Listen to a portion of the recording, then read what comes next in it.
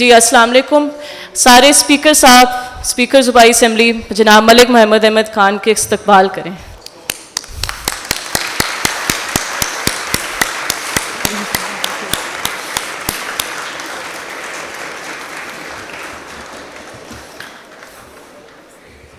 جی السلام علیکم، thank you so much for all your patience. اب میں امام صاحب سے درخواست کرتی ہوں کہ وہ تلاوت کے لیے آ جائیں. Thank you.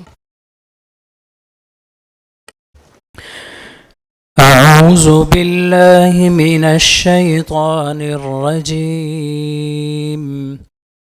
بسم الله الرحمن الرحيم.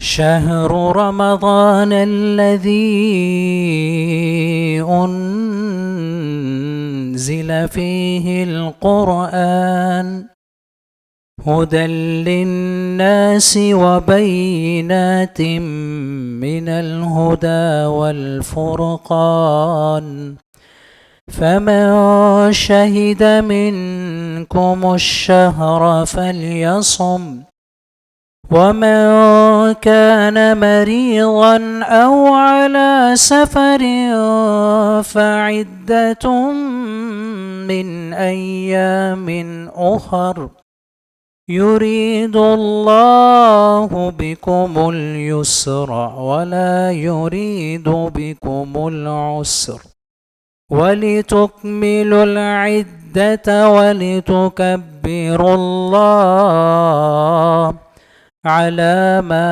هداكم ولعلكم تشكرون.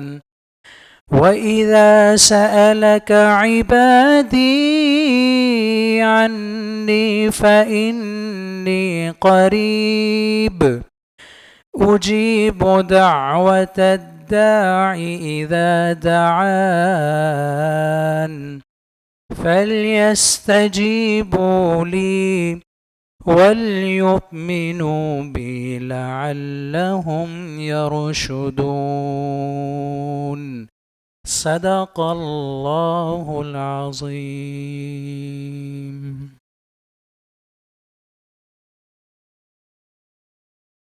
آج ہمارے پاس ایک اسپیشل ریکویسٹ آئی ہے اسپیکر صاحب. ہمارے پاس ایک اسٹوڈنٹ ہے منتہا شاہد، انہوں نے ریکویسٹ کی ہے نعت کی، تو منتہا پلیز اپنا آ کے. لوح بھی تو قلم بھی تو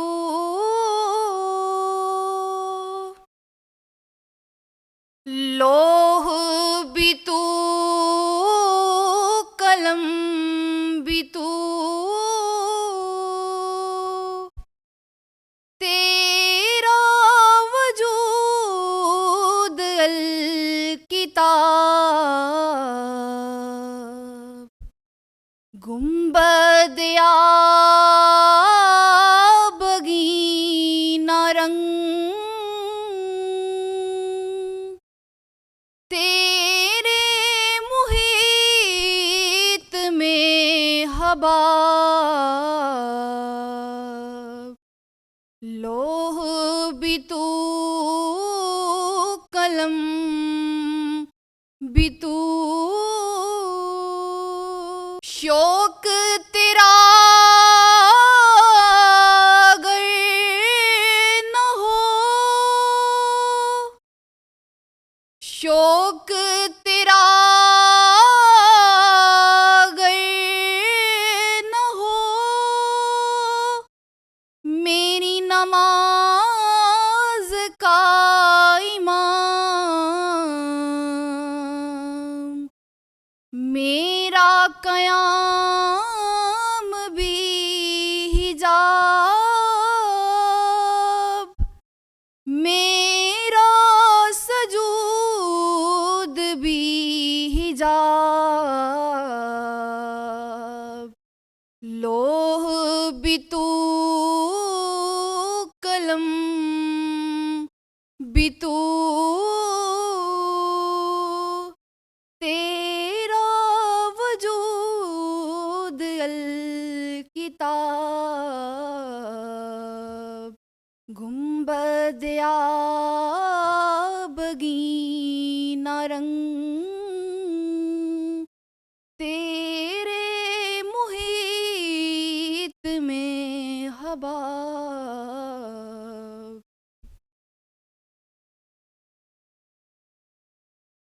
Ji, please rise for the national anthem.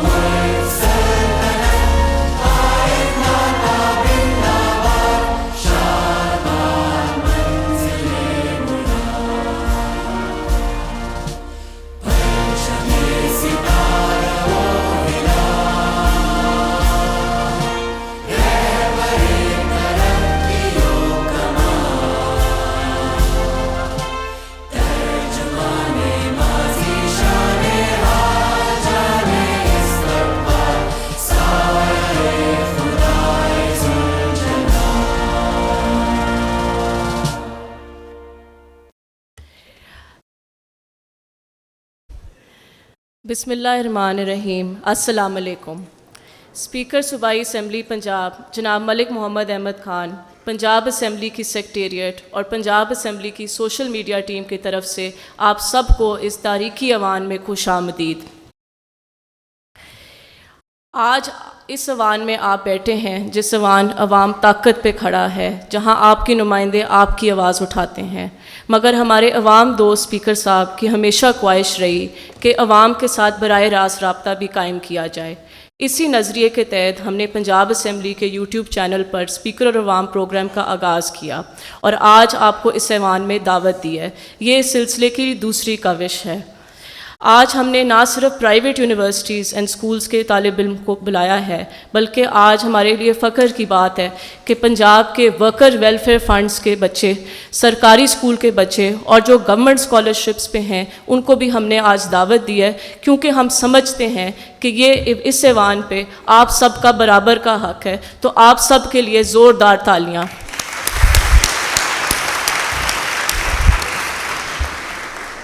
आज आप अपने सवाल खुल के करें, मगर आपसे रिक्वेस्ट है कि बात अपनी मुख्तसर रखें, क्योंकि हम चाहते हैं ज़्यादा से ज़्यादा पार्टिसिपेंट्स के क्वेश्चंस लिए जाएं।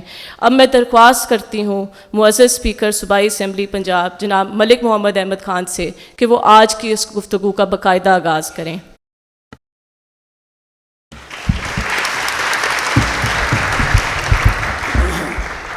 बिस्मिल्लाहिर्रहमानिर्रहीम।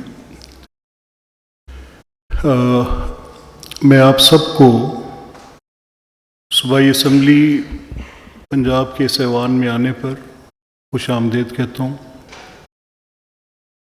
ये इस सिलसिले की एक कड़ी है कि मैं चाहता हूँ कि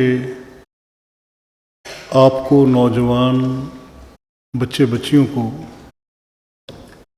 ये ओनरशिप मिले, आप उस जगह पर आके जहाँ पर पंजाब का बजट बनता है, जहाँ पर 12 करोड़ लोगों की ज़िंदगियों के फ़ैसले होते हैं कि उनकी सेहत कैसी होगी, तालीम कैसी होगी, आप ख़ुद एक्सपीरियंस करें, आपको ये अपॉर्चुनिटी मिले ताकि आपका कॉन्फिडेंस बढ़े, आपको इसके साथ एक सेंस ऑफ बिलोंगिंग पैदा हो, आपकी कॉन्स्टिट्यूशन के साथ, प्रोसीजर के साथ, गवर्नमेंट के साथ एक रिलेशनिंग डेवलप हो, जिससे आपकी हैंड्स ऑन, आपको ख़ुद एक्सपीरियंस हो कि आपका ये तजर्बा आपके करियर में आपके काम आए।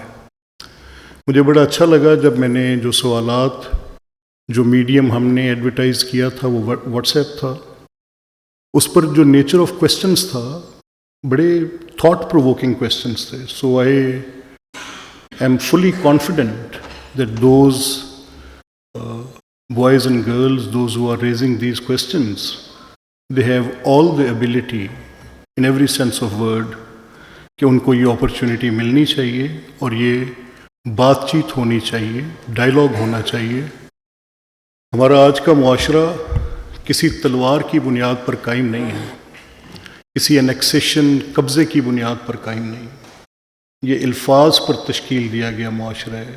آئین الفاظ کا ایک مجموعہ ہے، آپ کی جغرافیائی حدود کا تعین کرتا ہے، آپ کا نسق کیسا ہوگا اس کا تعین کرتا ہے۔ تو the societies are built upon words, so exchange of words between the generations is most important thing۔ یہ آپ کی سوچنے سمجھنے کی صلاحیت کو بڑھاتا ہے، ایک دوسرے کے پرسپیکٹوز کو کلیئر کرتا ہے۔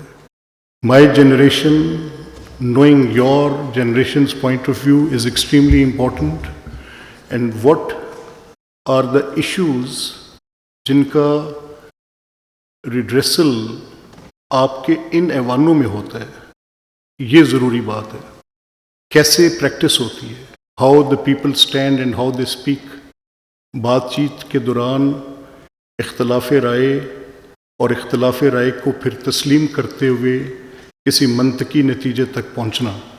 سو I welcome you again, this is your learning process, this is an interactive session, and I hope that all those you are here، مجھے بڑا ہی اچھا لگا۔ I really want to thank Mr. Amjad Ali Javed for his very valuable contributions، اور جو ہمارے welfare board کے ساتھ منسلک اسکول سے طلباء اور طالبات یہاں پر آئے ہیں، میں ان کو خصوصی طور پہ خوش آمدید کہتا ہوں، اور آپ سب کو اس دعا کے ساتھ اور اس امید کے ساتھ کہ آج کے جو لمحے ہم اکٹھے گزاریں گے، بات چیت کریں گے، اس کے ساتھ آپ کو سوچنے کا ایک زاویہ ملے گا، اور اس کے ساتھ آپ نیشنل ہک اپ پہ کنٹریبیوٹ کریں گے۔ This will be actually in your academic career, in pursuit of your professional careers, in your citizenship, in your civic sense. I can assure you for this. This will actually contribute, this hour or so or 2 hours will actually help in your life. آپ کو اس کا فائدہ ملے گا۔ تو میں میرن we can open the house and questions could be taken۔ آج مجھے پتہ ہے بہت ساری ہمارے پاس اسٹوڈنٹس ہیں جو اپنا سوال کرنا چاہیں گے، بٹ ہم نے واٹس ایپ کے ذریعے جو سوالات یہاں ان کو پارٹیسپینٹس کا بلایا ہے، ان سے ہم آغاز کریں گے۔ جو پہلا سوال ہے وہ ہے ملک مبارک علی صاحب کا۔ پلیز آپ اسپیکر صاحب سے اپنا سوال کریں۔ السلام علیکم، میرا تعلق یونین کونسل کلیام آوان فرسٹ نشان حیدر کیپٹن سرور شہید سے ہے، پراول پنڈی سے۔ میرا کویسچن یہ ہے کہ میاں نواز شریف صاحب نے پاکستان کو ایٹمی طاقت بنایا، موٹر وے بنائی اور دیگر بڑے ترقیاتی منصوبے متعارف کرائے جو آج بھی ملک کی معیشت اور عوام کی سہولت کا حصہ ہیں۔ اس کے باوجود انہیں عدالت کے ذریعے نااہل قرار دیا گیا۔ اگر ایک 3 بار منتخب ہونے والے وزیر اعظم کو مکمل اور شفاف انصاف نہ مل سکا تو پھر ایک عام شہری کو اس نظام سے کس حد تک امید رکھنی چاہیے کہ آخر یہ نظام کب، کیسے اور کن اصلاحات کے ذریعے ٹھیک اور عوام دوست ہوگا؟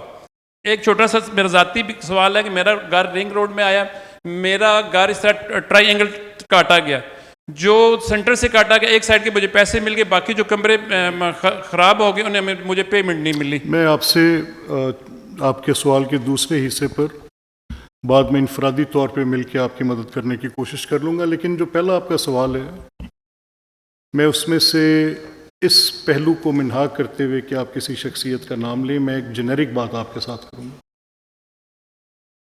دیکھیں، نظام عدل بڑا بنیادی ایک ستون ہے، اور اس کے بغیر معاشرے بڑے شکوک و شبہات کا شکار ہو جاتے ہیں۔ اگر نظام عدل پہ لوگوں کا یقین نہ ہو اور آپ کا انصاف کا نظام کام نہ کر رہا ہو تو پھر ہوتا کیا ہے کہ ایک D gradation in the society آپ کو نظر آتی ہے۔ میرا یہ ماننا ہے کہ جہاں تک ہماری عدالتی جو اس وقت سٹرکچر ہے اس کو سمجھنا ضروری ہے کہ آپ اس کو 2 حصوں میں تقسیم کر لیں، اور یہ نظام جس میں آپ سمجھتے ہیں کہ کسی ایک شخص کو انصاف نہیں ملا، مے اٹ بی میاں نواز شریف صاحب، may it be Imran Khan, may it be Benazir Bhutto صاحبہ، مے اٹ بی مولانا فضل الرحمان آپ نے کیونکہ پولیٹیکل بات کی تو میں سب کا نام لے کر بات کرتا ہوں. تو یہ ایک سب کے ساتھ جب آپ بات کریں گے تو سب کی اپنی اپنی ایک سٹوری ہوگی سنانے کے لیے. آپ جج صاحبان سے بات کریں گے تو وہ اپنا نقطہ نظر پیش کریں گے، اور میں اور آپ کیونکہ ہم ان انٹری کیسز کے جو عدالتوں کے اندر ہوتی ہیں اور جو مقدمات کی ٹیکنیکل پروفیشنل نو ہاؤ وکلا کو ہوتی ہے، مجھے اور آپ کو تو نہیں ہوتی، تو ایک generic point of view create کرنے سے پہلے آپ سب کے لیے، کیونکہ اس پروگرام کا نیچر ایسا ہے اسپیکر اور عوام کا، اس میں اگر ہماری ٹیم کوئی ایسا سوال پک کر لے تو پھر اس میں عمر کی حد نہیں ہے، کوئی بھی آ سکتا ہے، لیکن اکثریت آپ کی طلباء کی بیٹھی ہے. تو میری آپ کو سجیشن یہ ہوگی کہ جب بھی آپ اپنی رائے قائم کریں کہ لیٹ سے احمد کو انصاف نہیں ملا، آپ نے یہ رائے قائم کرنی ہے، تو اس میں ضروری ہے کہ آپ تحقیق کریں، آپ اس کے اوپر ایک اچھی ریسرچ کریں. آپ کے پاس آج کوئی مشکل نہیں ہے کہ آپ ریسرچ نہیں کر سکتے. آج it is a day of I T, آج it is a day of A I, آج it is a day of all knowledge at your palm. تو آپ کے پاس ریسرچ کرنے کے ٹولز ہیں. تو آپ پہلے میں آپ کو یہ سجیسٹ کروں گا کہ جب بھی کوئی آپ نے رائے قائم کرنی ہو، آپ نے فیصلہ کرنا ہو کہ آپ کسی چیز کے متعلق کیسے سوچتے ہیں، جیسے ابھی ہمارے برادر نے یہ بات کی کہ میاں نواز شریف صاحب کو انصاف نہیں ملا، تو آپ کے اوپر فرض یہ ہے کہ آپ اپنی رائے قائم کرنے سے پہلے تحقیق کریں. اور تحقیق کیا کریں؟ آپ اس کے فیکٹس کو ایسرٹین کریں، اس کی لیگل پروویژنس کو ایسرٹین کریں، اس دور کے اخبارات میں دونوں موقف کو جانچیں.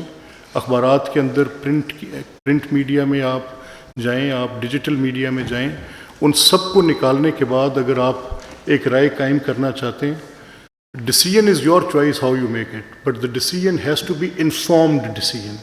آپ کو پہلے پوری انفارمیشن کریکٹ ہو، اس کے بعد آپ اپنا ایک انفارمڈ ڈیسیژن کریں. آج صورتحال یہ ہے کہ ہمارے ملک میں سپریم کورٹ میں اس وقت لاکھوں کی تعداد میں مقدمات زیر التوا ہیں. آج صورتحال یہ ہے کہ ہمارے ہائی کورٹس میں لاکھوں کی تعداد میں ہمارے مقدمات زیر التوا ہیں. آج ہمارے جو سیشن کورٹس ہیں اور جو ہماری سول کورٹس ہیں یا میجسٹیریل کورٹس ہیں، آپ وہاں پر گزر نہیں سکتے، آپ جا نہیں سکتے، ورکنگ کنڈیشنز کوئی نہیں ہے. وہ بچے بچیاں جو لاء کے پروفیشن کو پرسو کرتے ہیں، کل کو ڈگری لیتے ہیں، اپنے کیریئر میں جب لائر بن کے جاتے ہیں تو ایک انتہائی ان ویلکمنگ انوائرمنٹ آگے سے ان کو ملتی ہے، جس میں ایک عجیب ہیجان سا آپ کو نظر آتا ہے، ایک ورکنگ کنڈیشن کچھ نہیں ہے. تو اب یہ ذمہ داری کس کی ہے؟ یہ ذمہ داری ان لا میکرز کی ہے بشمول میرے، یہ ذمہ داری ان حکومتوں کی ہے کہ یہ ورکنگ انوائرمنٹ بھی کریکٹ دیں، اور یہ اگر اس لیگل فریم ورک کے اندر جس میں بہت سارے مقدمات کا التوا ہو رہا ہے، اس کو یعنی تاخیر کا شکار ہو رہے ہیں، لوگوں کی جنریشنز گزر جاتی ہیں. اور ابھی ریسنٹ پاسٹ میں آپ کو ایک ٹیکسٹ بک کیس جس کے آپ سب واقف ہوں گے کیونکہ آج سوشل میڈیا کا دور ہے. As a matter of fact یہ درست تھا کہ لوگوں کی پراپرٹیز پر لوگ اللیگلی پوزیس کر لیتے تھے، قابض ہو جاتے تھے. خاص کر زیادہ دیکھنے میں یہ آیا کہ بھائی بہنوں کا حصہ نہیں دیتے تھے. بیٹیوں کے نام پہ جو وراثت شریعت کا قانون ہے، اللہ کریم نے قرآن پاک میں اس کو بالکل دو ٹوک الفاظ میں بالکل ایک جیسے ہدایت نامہ جاری کرتے ہیں، جیسے اللہ کی حدود مقرر کی جاتی ہیں، اس طرح سے طے کر دیا کہ جو وراثت ہے وہ تقسیم کیسے ہوگی. ان ان ہنڈریڈز آف کیسز ہمیں پتہ چلتا تھا کہ وہ پوزیشنز جو ہیں بھائیوں کے پاس ہیں، بہنوں کو نہیں دے رہے، ان دیٹ کیس کے باپ بیٹی کو نہیں دے رہا، اس طرح کی صورتحال. تو گورنمنٹ نے فیصلہ کیا کہ یہ بڑا سپیڈی ڈسپوزل ہونا چاہیے، فوری طور پہ فیصلہ ہو جانا چاہیے، اور اس کے اوپر ایک کمیٹی بنا دی، اور وہ کمیٹی جو تھی اس کو بہت سارا اختیار دے دیا. نتیجہ یہ نکلا کہ چند ہی دنوں میں بہت سارے پوزیشنز ختم بھی ہو گئے اور بڑا گڈ ول کریٹ ہوا. لوگوں نے اس فیصلے کو بڑا مقبول فیصلہ گردانا، عوامی رائے اس کے بہت حق میں چلی گئی، اتنی حق میں چلی گئی کہ ہمیں جو ملتا تھا، جو پلس ہمیں سوشل میڈیا پہ آتی تھی، پبلک کا کوئی آدمی ملتا تھا، سب یہ کہتے تھے کہ this is an excellent law, this is an excellent law. اب دوسرا پرسپیکٹو کورٹ سے ہے، کورٹ نے کہا کہ آپ نے فیصلہ تو کر دیا، لیکن یہ لوگوں کے ویلیویبل رائٹس ہیں، اور یہ رائٹس ہیں جن میں جب تک آپ شہادت قلم بند نہیں کریں گے تب تک فیصلے نہیں ہو سکتے، جب تک اس میں آپ ایویڈنس ریکارڈ نہیں کریں گے تب تک فیصلے نہیں ہو سکتے، اور اگر آپ اس کو بلڈوز کر دیں گے تو جسٹس رشڈ از جسٹس کرشڈ۔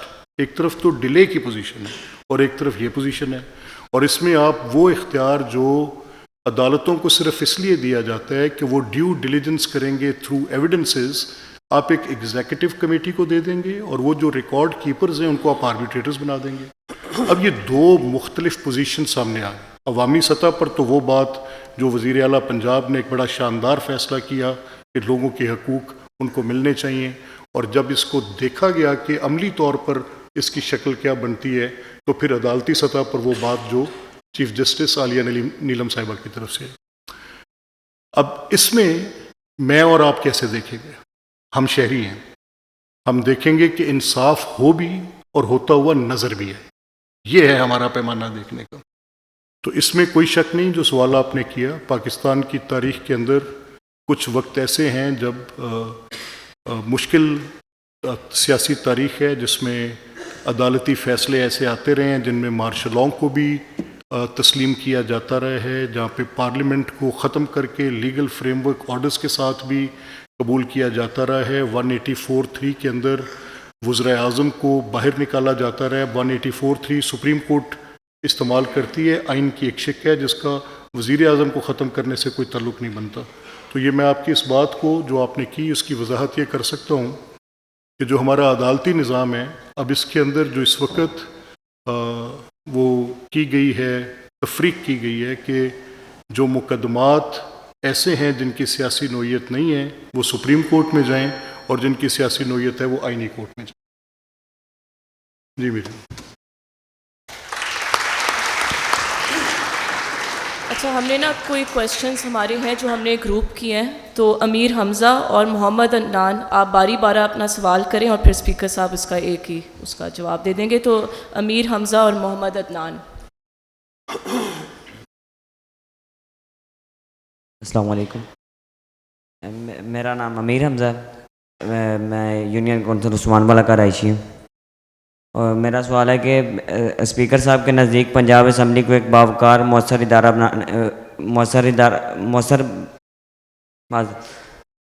میرا سوال ہے کہ اسپیکر صاحب کو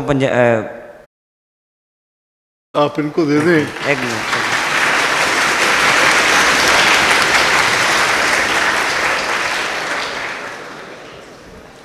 میرا سوال ہے کہ پنجاب اسمبلی کو آپ مائک کے بغیر کہہ لیں، مائک کے بغیر کہہ لیں، آپ آرام سے، take your time, speak slowly. آپ پیچھے رکھیں، چلیں آپ بیٹے بیٹھ جائیں، آپ بیٹھ جائیں، آپ نیکسٹ کوشچن لے لیں۔ محمد عدنان، پلیز آپ اپنا سوال اسپیکر صاحب سے، ان کو مائک دے دیں، مائک دے دیں۔ پانی دو بیٹے کو بھائی۔ جی السلام علیکم سر۔ پانی دو نہیں لاکے۔ اچھا، میرا آپ سے سوال یہ ہے کہ پاکستان کے اندر جو ہمارا ایک طرز حکمرانی ہے، اس کے ممبران جب الیکٹ ہو کے یہاں پہ پہنچ گئے تو وہ دیکھتے ہیں کہ اب اس کے بعد یہ ہوتا ہے کہ وہ عوام کے لیے تقریباً ناقابل رسائی ہوتے ہیں، ٹھیک ہے؟ آپ اکثر ان کو اپروچ کریں تو پتہ چلتا ہے وہ لاہور گئے ہوئے یا اسلام آباد گئے ہوئے ہیں، ٹھیک ہے؟ اب ایک چیز ہوتی ہے کہ مسئلے کو حل کرنا، دوسرا یہ کہ آپ ایٹ لیسٹ اس مسئلے کو سن ہی لیں، ٹھیک ہے؟ ہمارے یہاں خاص طور پہ جو دیہی علاقہ جاتے ہیں وہاں پہ یہ ایشو اکثر دیکھا گیا کہ وہاں تک مسئلہ پہنچانا ہی سب سے بڑا ایشو ہے۔ ان کو آئیڈیا ہو جائے کہ کسی بندے کو کوئی مسئلہ آ رہا ہے تو وہ اپنا مسئلہ وہاں تک پہنچا پائے۔ تو میرا آپ سے سوال یہ تھا کہ کیا اسمبلی کے اندر کوئی ایسے KPIs آپ نے سیٹ کیے ہوئے ہیں کہ جو کہ ان ممبران کے حوالے سے؟ Thank you. آپ کا بڑا اچھا سوال ہے، اور میں نئی انوائرمنٹ کا بعض اوقات پریشر اور سٹریس ہوتا ہے، تو جو چھوٹا بیٹا میرا اپنی بات نہیں کہہ سکا، میں نے اخذ کیا ہے کہ وہ کیا کہنا چاہ رہا تھا، تو اس کو بھی میں آپ کے سوال کے ساتھ ہی کلب کر دیتا ہوں۔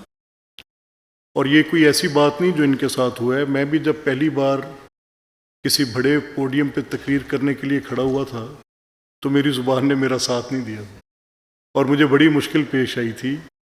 اور اس نے تو پھر ہمت کی, 2-3 بار کوشش کی, میں تو پیچھے ہٹ گیا تھا, اس نے تو پھر ایفرٹ کیا. تو this is part of it. Keep on trying it. بڑی اچھی بات ہے. اور آپ رورل بیک گراؤنڈ سے ہیں, میں اس لیے آپ کو زیادہ اپریشیٹ کروں گا کہ آپ کے پاس مواقع کی کمی ہوتی ہے آپ کے پاس, اور جو موقع آپ کو ملتے بھی ہیں وہ بڑے کمپرومائز ملتے ہیں. میں پہلے آپ کے سوال کا حصہ لیتا ہوں. دیکھیں, اس کا 2 لائن میں جواب ہے. میں نے اپنے تجربے سے بتانا ہے, اور میرا تجربہ یہ ہے کہ پہلی بار میں 2002 میں اس اسمبلی کا رکن بنا تھا. جس جگہ آپ بیٹھے ہیں میں اکثر یہیں بیٹھتا تھا, لیکن میرا رابطہ میرے حلقے میں بہت کم تھا. شاید اس لیے کہ میں بہت نوجوان تھا, میری پرائرٹیز ڈفرینٹ تھیں. میں نے اپنا بہت سارا وقت بجائے حلقے میں دینے کے, اپنی کانسٹیٹوئنسی میں اپنے ووٹر سے کنیکٹ کرنے کے بجائے میں نے اپنا بہت سارا وقت سیر و تفریح میں گزار دیا. میں کبھی امریکہ چلا گیا, کبھی میں کہیں اور چلا گیا, کبھی بیرون ملک کسی دورے پہ, جہاں کوئی دورہ جا رہا ہوتا تھا میں اس پہ اپنا نام ڈال لیتا تھا اور میں چلا جاتا تھا. اور اس کا نتیجہ یہ نکلا کہ 2008 کے الیکشن میں مجھے میرے حلقے نے مسترد کر دیا, میں الیکشن ہار گیا. تو میں اپنے تجربے کی بنیاد پہ یہ کہہ رہا ہوں کہ جو لوگ اپنے حلقے کے ساتھ کنیکٹڈ نہیں ہوتے, اپنے ووٹر کو وقت نہیں دیتے, اپنے علاقے کے مسائل حل نہیں کرتے, اپنے لوگوں کو میسر نہیں ہوتے, اویلیبل نہیں ہوتے, تو فطری طور پر وہ اگلا الیکشن ہار جاتے ہیں. ووٹر پھر برداشت نہیں کرتا کہ ایک غیر حاضر شخص, ایسا شخص جو ان کے مسائل کو حل نہیں کر رہا, وہ پھر اس کے ساتھ اپنا تعلق نبھاتے نہیں ہیں. اچھا, دوسری اس کی بات یہ ہے کہ جو آئین اور قانون کہتا ہے وہ یہ کہتا ہے کہ جو الیکٹڈ ممبر ہے اس کی پرائمری اور فور موسٹ ڈیوٹی, پہلی ڈیوٹی اس کی اپنے کانسٹیٹوئنٹ کی پرابلم ایڈریس کرنا, یعنی اپنے اس حلقے کے اس ووٹر کی, اس شخص کی جو اس کانسٹیٹوئنسی میں رہتا ہے, اور اگر وہ مجھ تک آتا ہے تو وہ اس کے مسئلے کو حل کیسے کرتے ہیں. اب یہ تو میں نے بات چیت کی آپ سے انفرادی طور پہ کہ انفرادی طور پہ میں کیسے اس معاملے کو دیکھتا ہوں. اب ہم نے اس کو انسٹیٹیوشنلائز کر دیا, یہ آپ کے ایریا آف انٹرسٹ میں ہوگا فار آل آف یو. ہم نے یہاں پہ ایک پبلک پٹیشنز کا نظام وضع کر دیا جو پہلے ہمارے رولز میں نہیں ہوتا تھا. پبلک پٹیشن کیا چیز ہے؟ یعنی میرے علاقے میں ٹینریز ہیں, لیدر ٹینریز. اب لیدر ٹینریز بہت ویسٹ جنریٹ کرتی ہیں جو پوائزنس ہے, اس کی جو سمیل ہے انوائرمنٹ کے ساتھ وہ میری انوائرمنٹ کو کمپرومائز کرتی ہے, پولیوٹ کرتی ہے. اس کا جو ویسٹ مٹیریل پانی ہے وہ میرے زیر زمین پانی کو زہریلا کرتی ہے, پینے کے قابل, استعمال کے قابل نہیں چھوڑتی. اور جب میں اس کو کسی ڈرین میں ڈالتا ہوں تو وہ میری نباتاتی حیات کو ختم کرتی ہے, میری فشریز لائف کو ختم کرتی ہے, میری یعنی اس ٹینریز کے ویسٹ کے ساتھ بہت پرابلم ہے. اور اب اگر اس علاقے کے کو 50 یا 100 یا 150 جتنا نمبر ہم نے رکھا ہے, ایک سائنڈ پٹیشن بھیجیں گے اور وہ signed petition committee on public petitions کے پاس آئے گی, تو اس کے اوپر ایک کمیٹی اس پہ فنکشن کرے گی, اپنی متعلقہ کمیٹی کو بھیجے گی, اس مسئلے کا حل ڈھونڈنے کی کوشش کرے گی, ذمہ داران کو ذمہ داران ٹھہرانے کی کوشش کرے گی, اور اس کے اوپر ایک اوور سائٹ فراہم کرے گی. حکومت کو ایک روڈ میپ بھیجے گی کہ آپ اس طریقے سے اس مسئلے کا حل تجویز کریں. تو یہ عوامی سطح پہ اس سے زیادہ مؤثر نظام, یعنی آپ کسی کو ووٹ دیں, ووٹ کے ساتھ اس کو الیکٹ کریں, الیکٹ کر کے اسے آپ اپنا حق نمائندگی دیں, یہ ہے آئین تجویز کرتا. یہ اس لیے تجویز کرتا ہے کہ حکومتی امور میں بالواسطہ یا بلا واسطہ, ڈائریکٹلی اور انڈائریکٹلی سٹیزنری کی پارٹیسپیشن آئے. تو یہ اس کی بیسک تھیم ہے, اور جو شخص اس کرائٹیریا کو میٹ نہیں کر پاتا وہ بہت جلدی اپنی پولیٹیکل لائف کے آگے فل سٹاپ لگا لیتا ہے. تو میرا یہ خیال ہے کہ آپ کا سوال بڑا اچھا سوال تھا. جہاں تک میرے دوست جو بات کرنا چاہ رہے تھے ان کا خیال تھا کہ یہ مؤثر کیسے ہو. اب اگر یہ غیر مؤثر ہو تو میں اس کو یہ بتاؤں گا کہ یہ غیر مؤثر کیسے ہوگی. اور غیر مؤثر ایسے ہوگی کہ یہ جگہ جو ریزن کی جگہ ہے، جہاں پر ڈیبیٹ نہیں ہونا ہے، جہاں پر ہر صورت میں آرگومنٹس آنے ہیں، جہاں پر مسائل کا حل تلاش کیا جانا ہے، اگر یہاں پر آپ شور شرابہ کریں گے، یعنی ابھی جیسے یہ میرے سامنے بچہ بیٹھا ہے جس نے اڈلٹنگ کی شرٹ پہنی ہوئی ہے ان دا سیکنڈ رو، اب اگر یہ کانسنٹریٹ نہیں کرے گا اور رائٹ لیفٹ کھیلنا شروع کر دے گا تو اس کی پریزنس یہاں پہ غیر مؤثر ہو جائے گی. اور اگر یہ کانسنٹریٹ کرے گا اور سمجھے گا کہ آپ نے سوال کیا کیا اور آپ کے سوال کے نتیجے میں آئین کی طرف سے دی گئی ذمہ داری کیا ہے، سیاسی طور پہ دی گئی ذمہ داری کیا ہے، میرا حق اپنے کانسٹیٹوئنٹ کے ساتھ کیسے ہے، تو یہ مؤثر رہے گی. اور اگر یہاں پہ میں اس کو اکھاڑا بنا لوں گا، یعنی بجٹ پاس ہونا ہے تو کوئی بھی سیاسی جماعت، چاہے میری سیاسی جماعت ہے، چاہے میرے مخالف کی سیاسی جماعت ہے، چاہے کوئی دینی جماعت ہے، اور وہ کہہ دے کہ میں نے اسمبلی کی کارروائی نہیں چلنے دینی، اور وہ اس کے اندر شور شرابہ شروع کر دے، اتنا شور شرابہ شروع کر دے کہ وہاں پر کان پڑی آواز نہ سنائی دے. آپ ٹی وی سکرینز پر یہ دیکھیں کہ ایک ممبر اٹھتے ہیں اور دوسرے ممبر کو جا کے گریبان سے پکڑ لیتے ہیں. آپ اگر یہ دیکھنا شروع کریں کہ یہاں پر کتابیں اٹھا کر ایک دوسرے کے اوپر پھینک رہے ہیں، تو public will lose interest in that. Public will basically say that they are not capable of resolving our issues as they are not doing it rightly. درست طریقے سے کر نہیں رہے. تو یہ اس کا بنیادی کہ غیر مؤثر تب ہوگی، اور ادروائز اگر یہ اپنے پروسیجر اور قاعدے اور قانون کے مطابق چلے گی تو یہ بہت مؤثر ہوگی. جی اب یہ دو سوال ہم اکٹھے لیتے ہیں. ایک ہے محمد وسیم کا سوال ہے اور ایک ہمارے پاس عقیل انصاری. آپ پلیز باری باری اپنا سوال اسپیکر صاحب سے کریں. السلام علیکم ورحمۃ اللہ وبرکاتہ. پہلے تو آپ کو جی مبارکباد، آپ نے بہت اچھا انیشیٹو لیا کہ کھل کے بندہ بات کر سکتا، مکالمے کا نام آپ نے دیا. تو سب سے پہلے یہ سوال ہے کہ ساری ماشاءاللہ پاکستان میں ہم بیٹھے ہوئے ہیں، 1947 اور اس سے پہلے ہمارا نظریہ کیا تھا، کلمہ کیا تھا، لا الہ الا اللہ.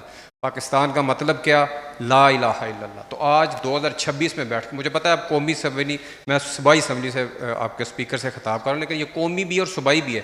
آپ اپنی حساب سے، اپنی جو آپ کو آئین نے اجازت دی ہے، اس میں یہ کیا کر رہے ہیں کہ یہ دین کو سیاست سے الگ نہ کیا جائے، سیاست کو اتنا پلیوٹ نہ کر دیا جائے کہ آپ بھی کہتے ہوئے کئی دفعہ آپ کے ذرا سیاستدان کہ ہر معاملے میں سیاست نہیں کرنی. سیاست اگر عبادت ہے تو کیا آپ لوگوں کو عبادت سے منع کر رہے ہیں کہ جی سیاست نہیں کرنی؟ سیاست کا نام ہے راستہ نکالنا. تو راستہ نکالنے کے لیے آپ پنجاب اسمبلی میں اپنی حیثیت سے کیا کر رہے ہیں؟ اور دوسرا آپ نے قانون کی، انصاف کی بات کی، سارے معاملات تو جو بنا ہے یہ پیرا فورس وغیرہ اور جتنے بھی ACDC اور جو عدالت عالیہ کا جو ریجیکشن آئی اور اس نے تجویز دی، کیا میرا سوال ہے کہ جو اسمبلی بیٹھتی ہے وہ آرڈیننس کی بجائے قانون نہیں پاس کر سکتی؟ اس کا ایک پتہ کراس آرگومنٹ کیا آتا ہے کہ جی اسمبلی میں خود لوگ ایسے قبضہ مافیا بیٹھے ہوتے، اس وجہ سے وہ ریزولوشن نہیں پاس کرتے، وہ قانون پاس نہیں کرتے، تو آرڈیننس جاری کرنا پڑا. چلیں ابھی کچھ یہ وسیم صاحب ٹھیک ہے، اب میں آپ کی بات آ گئی. اور جو آپ نے میں زیادہ اپریشیٹ اس لیے کر رہا ہوں کہ آپ نے جب یہ بات کی کہ اسمبلی میں جو قبضہ مافیا بیٹھے ہوتے ہیں تو اس لیے وہ قانون پاس نہیں کرتے، اور اس پر جو تھمپنگ آپ نے کی تو مجھے آپ نے یہ موقع فراہم کیا کہ میں بہت دلیل کے ساتھ آپ کو یہ سمجھا سکوں تاکہ آپ کا کانسیپٹ کلیئر ہو. دیکھیں میں پہلے قبضہ مافیا کی بات سے آگے چلوں گا. میرا ماننا یہ ہے کہ جب آپ کسی کے ساتھ اپنی نفرت کا اظہار کرتے ہیں تو آپ اپنی نیگیٹو بات پہ خوشی کا اظہار کرتے ہیں. جس کے ساتھ آپ نے نفرت کا اظہار کرنا ہو، اگر اس کے بارے میں کوئی ایسی بات جو کہ منفی بات ہے وہ کہی جائے تو آپ اس پر اپنی خوشی کا اظہار کرتے ہیں، آپ اسے اپنی انڈورسمنٹ دیتے ہیں. اب اگر وہ نفرت آپ نے قائم کی ہے تو کس بنیاد پر قائم کی ہے یہ وجہ جاننی بڑی ضروری ہے. مجھے یہ وجہ بتانے میں اور آپ سے پوچھنے میں کوئی دقت نہیں ہے. میرے لیے وسیم صاحب کا یہ ریمارک کہ اسمبلی میں قبضہ کرنے والے قبضہ مافیا کے لوگ بیٹھے ہیں، اس کو میں آپ کے سامنے رکھتا ہوں.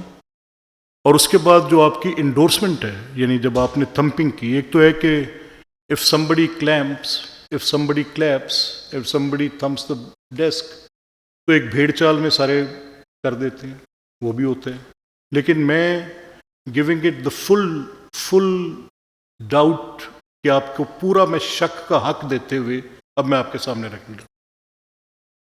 آپ دیکھیں کہ جو اسمبلی میں منتخب ہو کر آتا ہے تو اس کو ووٹس جب پڑھتے ہیں تو وہ 20,000 25,000 30,000 50,000 70,000 لوگوں کے ووٹ لے کے الیکٹ ہو کر آتے ہیں. یعنی 70,000 لوگ یہ طے کرتے ہیں کہ یہ ہمارا منتخب نمائندہ ہے. اب کیا وہ 70,000 لوگ یہ فہم نہیں رکھتے جو اس کے علاقے کے رہنے والے لوگ ہیں، جن کو یہ سوجھ بوجھ ہے کہ یہ شخص کون ہے؟ کیا وہ 70,000 لوگ جن کی اجتماعی سوچ یہ ہے کہ ہم ان کے حق میں ووٹ کریں، وہ یہ فہم نہیں رکھتے کہ جس کو ہم بھیج رہے ہیں وہ قبضہ مافیا ہے؟ نمبر 1 یہ میں سوال آپ کے آگے چھوڑتا ہوں کہ اگر وہ 70,000 آپ کے نزدیک یہ فہم نہیں رکھتے تو آپ کو میں یہ حق دیتا ہوں کہ آپ ایسے سوچیں جیسے آپ سوچ رہے ہیں. اچھا، اور پھر جب کوئی سوال کرے گا تو مجھے اس سوال کو بھی پرکھنا ہوگا کہ وہ سوال کیا، جیسے وسیم صاحب نے سوال کیا کہ ریزولوشن آرڈیننس کیوں آتا ہے اور ریزولوشن کیوں نہیں ہوتی. اچھا دیکھیں، ریزولوشن کہتے ہیں قرارداد کو. قرارداد یہ ہوتی ہے کہ آپ اسمبلی کا کوئی رکن جو ہمارے قواعد کے اندر ہے، یا آپ کسی بھی مجلس میں یا کسی عوامی اجتماع میں یا کسی یونیورسٹی میں یا کسی سنڈیکیٹ میں یا کسی پبلک گیدرنگ میں آپ اکٹھے ہو جائیں یا کسی سیاسی جلسے میں اکٹھے ہو جائیں، تو وہاں پر جو head of the chair presiding بیٹھا ہوتا ہے، چاہے وہ اسٹیج سیکٹری ہو یا جو صدارت کی کرسی پر بیٹھے ہیں وہ ہوں یا وہاں پر جو منتظمین ہیں، تو وہ جب اپنی بات کرتے ہیں کہتے ہیں کہ ہم یہ فیصلہ کرتے ہیں کہ اس رمضان المبارک میں، میں مثال دے رہا ہوں کہ اس رمضان المبارک میں یہ طے کر دیا گیا کہ کسی کے گھر میں بھی کوئی ایسا شخص اس محلے یا آبادی میں نہیں ہوگا کہ جس کے گھر کے اندر ہم یہ راشن کا پیکج نہ پہنچائیں. کیا آپ سب یہ مجلس اس قرارداد سے اتفاق کرتی ہے؟ لوگ ہاتھ کھڑا کرتے کہ جی ہم قرارداد سے اتفاق کرتے. یہ ہوتی ہے قرارداد. اب جو آرڈیننس ہوتا ہے، آرڈیننس ایک ہمارے آئین کے اندر دیا ہوا ہے کہ اگر اسمبلی سٹنگ میں نہیں ہے، بیٹھی نہیں ہے، اگر اسمبلی بیٹھی نہیں ہے تو آپ کو کوئی ضروری کام کرنا ہے، آپ نے کچھ ایسا لا پاس کرنا ہے جو فی الفور آپ کو ریکوائرڈ ہے. جیسے لیٹ سے ابھی پیچھے کائٹ فلائنگ ایکٹ تھا. اب کائٹ فلائنگ ایکٹ یہ میں بسنت کے مخالف تھا، میں سچی بات کروں، I am an old school. میرا ڈر یہ تھا کہ لوگوں کی گردنیں کٹیں گی، میرا ڈر یہ تھا کہ یہ تندی وار ڈور اگر چل گئی تو یہ موٹر سائیکل پر چلتے بچوں کی گردنیں کاٹ دے گی. میرا ڈر اور خوف یہ تھا کہ یہ بجلی کی تاروں پر، ننگی تاروں پر گرے گی، یہ ٹرپنگ کرے گی، الیکٹریکیوشن ہوگی، کوئی حادثہ نہ ہو جائے. اور ہم نے جب یہ بسنت ہوتی تھی یہ حادثے ہوتے دیکھے اور بے تحاشا اموات ہوتے دیکھی، تو میں اس فیئر فیکٹر میں تھا کہ یہ فیصلہ جو چیف منسٹر نے کائٹ فلائنگ ایکٹ ہمارے پاس بھیجا ہے، اس کو جب وہ انفورس کرانے جائیں گی تو ان کو بہت پولیسنگ کرنی پڑے گی. وہ لوگوں کی گھروں کی چھتوں پر پولیس چڑھتی نظر آئے گی، لوگوں کے پرائیویٹ میٹرز میں جہاں پر فیملیز اکٹھی ہوئی ہوں گی وہاں پر پولیس جائے گی اور ریڈ کرے گی کہ آپ کی ڈور غلط ہے. یہ کیسے ہوگا؟ بہت زیادہ یونیفارم کی پریزنس نظر آئے گی. تو I was under a tremendous pressure. جب ایکٹ میرے پاس آیا تو میں آئی واز ویری اسکیپٹیکل. یہ آرڈیننس کی صورت میں آیا. جب آیا، جیسے بھائی صاحب نے کہا کہ آرڈیننس، کیونکہ اسمبلی اس وقت سٹنگ میں نہیں تھی، سٹنگ کا مطلب ہوتا ہے اجلاس نہیں ہو رہا تھا، تو آرڈیننس صرف اس وقت آتا ہے جب اجلاس نہیں ہو رہا. اور جو بھی آرڈیننس آتا ہے وہ میں وسیم صاحب جنہوں نے سوال کیا ہے ان کے لیے بھی یہ کہہ دوں کہ وہ 90 دن کے اندر اندر قانون یعنی لا بل کے طور پہ اسمبلی سے پاس کرانا لازمی ہے، نہیں تو وہ ختم ہو جاتا ہے. تو میں نے جب وہ اب بعد میں جب بسنت ہوئی تو میں نے اتنی بڑی participation, I am almost 50 years plus, میں جو خود اس کے خلاف تھا میری ساری فیملی اس میں پارٹیسپیٹ کر رہی تھی. اتنی بڑی پارٹیسپیشن میں نے پہلے کبھی دیکھی نہیں. بلینز آف روپیز کی اکانومی جنریٹ ہوئی، حادثات کنٹرول ہوئے، ایون کہ ایک امام بارگاہ میں مسجد میں ایک بوم اٹیک ہوا جس میں ہمارے کئی افراد لقمہ اجل شہادت کے درجے پر فائز ہوئے، اور ان بزدل دہشت گردوں نے سجدہ ریز نمازیوں کے اوپر یہ بزدلانہ کارروائی کی. لیکن میں نے یہ دیکھا کہ کتنی ایپیٹائٹ تھی. ایک دن سوگ میں لوگوں نے اپنی تقریبات منسوخ کیں، لیکن دوسرے دن the Lahore was blazing, the Lahore was at its full boom. میں لاہور کو کمپیئر کرنے لگا کہ میں نے بہت سارے مواقع پہ ڈفرینٹ ممالک میں جب کوئی تقریبات ہو رہی ہوتی ہیں، میں نے نوروز کی تقریب دیکھی ہوئی ہے، میں نے نیو ایئر نائٹس دیکھی ہوئی ہیں، میں چائنیز نیو ایئر کی فیسٹیوٹی سے واقف ہوں، میں نے جاپان کی تقریبات جو قومی سطح پر منائی جاتی ہیں جو مذہبی تہوار سے ہٹ کے ہوتی ہیں سب دیکھی ہیں. لیکن میں دس 6th 7th and 8th of February was unprecedented. میں نے اس طرح کا جوبیلنٹ ماحول، اس طرح کا چارجڈ انوائرمنٹ نہیں دیکھا. تو مجھے اپنی اس پریمیٹیو سوچ پہ کہ میں تو چیف منسٹر صاحبہ کو یہ کہہ کر آیا تھا کہ اس کو آپ ذرا ری تھنک کر لیں، تو مجھے بڑا لگا کہ میں نے کہا کہ یہ تو میں غلط سوچ رہا تھا اور یہ بہتر فیصلہ ہوا. بات میں یہ کر رہا تھا کہ وہ آرڈیننس جو تھا، وہ آرڈیننس یہاں پر آیا، لا بنا، اس کے اوپر بات چیت ہوئی.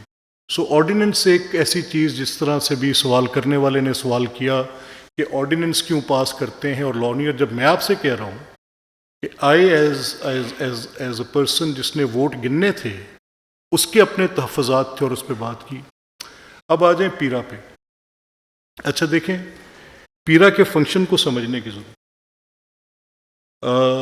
دنیا میں کہیں پر بھی میں یہ نہیں کہتا کہ یہ حق صرف ان لوگوں کا ہے جن کے پاس بڑی گاڑیاں ہیں، یا ان لوگوں کا ہے سڑک استعمال کرنے کا حق جو موٹر کیڈز میں جاتے ہیں. نہیں، ایسا بالکل نہیں ہے.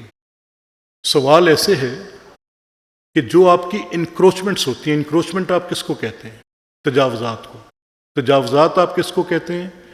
ایسی جگہ پر جہاں پر ممانعت ہو اور آپ کوئی کام کرنا شروع. اب میرا سفر جو ہے، میں قصور کا رہنے والا ہوں. میں جب لاہور سے نکلتا ہوں، کلمہ چوک آپ سب نے دیکھا ہوا ہے، آپ کانا تک جاتے ہیں، آپ سب دیکھتے ہیں، تو both sides of the road were packed with encroachment, اور ایسے لگتا تھا کہ یہاں سے گزرنا ناممکن ہے. اب سوال یہ تھا کہ سڑکوں کو چوڑا کریں یا ریگولیٹ کریں.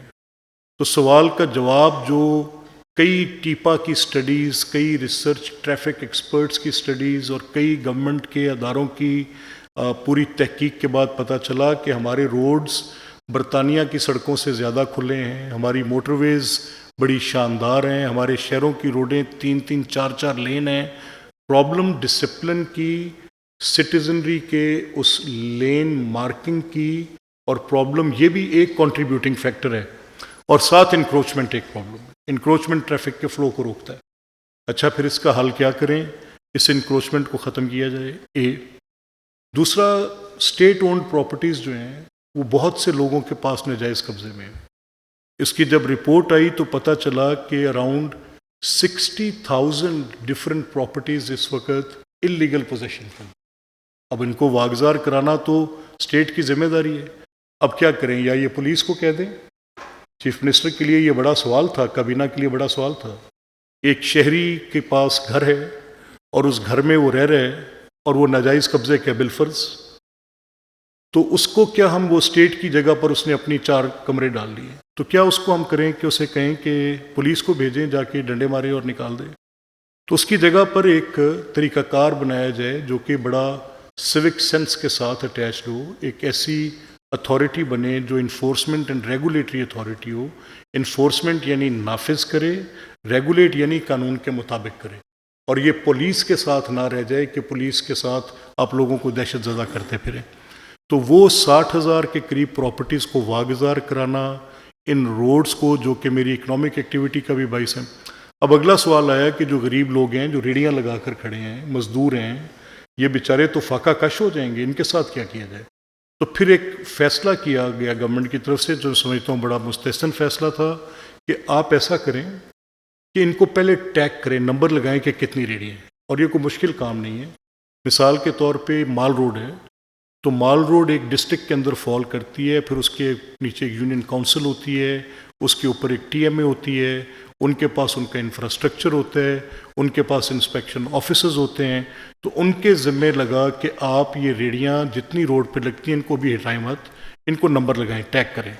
جب انہوں نے ان کو ٹیگ کر دیا تو پتہ چلا کہ لاہور کے اندر لیٹ سے 200 روڈز ہیں اور اس کی اے روڈ کے اوپر 250 ریڑیاں ہیں، تو کہا جی ٹھیک ہے، ان کو ہم جگہ ایلوکیٹ کر دیتے ہیں ادھر ہی، اور ان کو بیوٹیفل، اچھی بنی ہوئی، ایستھیٹکلی امپرووڈ، جن کے اوپر اچھا لگے سامان پڑا ہوا بھی، وہ ریڑیاں ان کو دے دیتے ہیں۔ اور یہ جو ریڑیاں ٹوٹی پھوٹی ریڑیاں ہیں، ان کو ہم کرش کر دیتے ہیں، ان کو ہم نکال دیتے ہیں، اور ان کو کسی ایک فٹ پاتھ کو جو یوز نہیں ہوتا، یا کسی ایسی جگہ کو جو روڈ کی سائڈ پہ ہے جو ٹریفک کے فلو کو نہیں روکتا، تو ان کے ذمے لگا دیتے۔ جب یہ ڈیلیور کر لی گئی، جب یہ طے کر لیا گیا کہ نمبر کتنا ہے، اس کے بعد پھر پیرا اتھارٹیز کو کہا گیا کہ اب بھی جو اگر روڈ کے اوپر آتا ہے آفٹر اٹیننگ دس فیسلٹی، تو اس کے ساتھ آپ بات کریں۔ اور اب میں لاسٹلی جو انہوں نے بات کی کہ اسلام کے نام پر حاصل کیا گیا، دیکھیں میں فرینکلی آج آپ کے ساتھ، آپ کے ذہن پختہ ذہن ہیں، آپ عمر کے اس حصے میں آ گئے ہیں جب آپ اپنی ابتدائی تعلیم کے وہ مراحل گزار چکے ہیں جہاں پر آپ کا کریکٹر فارمیشن، کہ آپ نے کس انداز میں زندگی کو گزارنا ہے، آپ اس نہج پہ چڑھ چکے ہیں۔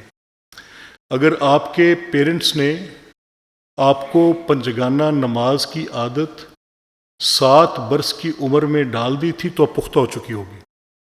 اگر آپ کو انہوں نے تلاوت کی عادت صبح سویرے ڈال دی تھی تو اب پختہ ہو چکی ہوگی۔ اگر آپ کو انہوں نے صبح اٹھ کے ایک مشق کرنے کی عادت، ریاضت کرنے کی عادت، سیر کرنے کی عادت ڈال دی تھی، تو اب آپ کی وہ فارمیٹیو سٹیج، اب آپ فارم ہو چکے ہیں۔ اب you are almost everybody who is sitting here is above 20 اور دا رینج آف 25 آپ کی عمر کا بریکٹ ہوگا، تو اس میں آپ کی پختہ ہو چکی ہیں جو عادات تھیں، habits grow with your age. اب اگر آپ نے اچھی عادتیں ڈالنی تھیں وہ آپ کو ڈل چکی ہیں، یا اگر آپ لیزی ہیں، آپ کاؤچ پٹیٹو ہیں، آپ کام نہیں کرتے، آپ کے اندر تلاوت کی عادت نہیں ہے، یا آپ کے اندر نماز کی عادت نہیں ہے، تو اب آپ کو سیکھنے سے آئے گی۔ اب آپ سیکھیں گے، اب آپ سیکھیں گے کیسے؟ جب آپ کے اندر اس کی خواہش پیدا ہوگی۔ جو بھائی صاحب نے سوال کیا کہ اسٹیٹ پاکستان کا وجود اسلام کے ساتھ ہے، پاکستان بنا کیسے، تو میں نے جو آپ کو پہلی مثال دی ہے کہ آپ کی عمر پختہ ہے، اس لیے میں آپ کو یہ مثال دینے لگا ہوں کہ آپ اس کو ڈائجسٹ کر سکیں۔ اگر میں کسی بالکل چھوٹے بچے سے بات کروں گا تو مجھے اس کے انداز میں اسے بات کرنی، میں تو اس حق میں ہوں کہ جو پرائمری یا پوسٹ پرائمری بچے ہیں ان سے آپ فلسفی پہ بات کریں، ان کو کرٹیکل تھنکنگ سکھائیں۔ ہم تو بھول گئے ہیں، ہم نے تو ان کو صرف ABC تک چھوڑ دیا۔ اب اسٹیٹ کرافٹ میں جب پاکستان بن رہا تھا تو آپ کے علم میں ہوگا کہ جو 1940 کا الیکشن ہوا، آپ سب تاریخ پاکستان کے طالب علم یا تو ہوں گے یا رہے ہوں گے، آپ نے 14 نکات پڑھے ہوں گے، آپ نے منٹو مارلے ریفارمز پڑھی ہوں گی، آپ نے ہسٹری آف سب کانٹیننٹ میں یہ ساری چیزیں دیکھی ہوں گی۔ اب پری پارٹیشن 2 انتخابات بڑی اہمیت کے حامل ہیں۔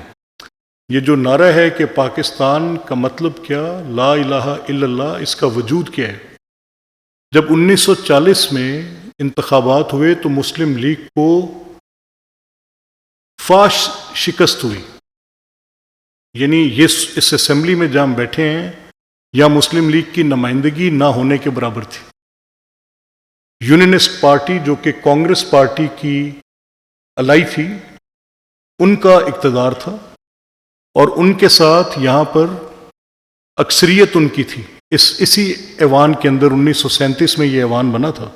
तो इस सीट्स पर जहाँ पर आप बैठे हैं, यहाँ पर प्री पार्टीशन वो मेंबर्स बैठे, तो भाई मुस्लिम लीग तो करारदाद पाकिस्तान भी पास करने के करीब आ चुकी, खुतबा अलाहाबाद भी हो चुका, तो वोट्स क्यों नहीं पड़े मुसलमानों के? कैसे हुआ?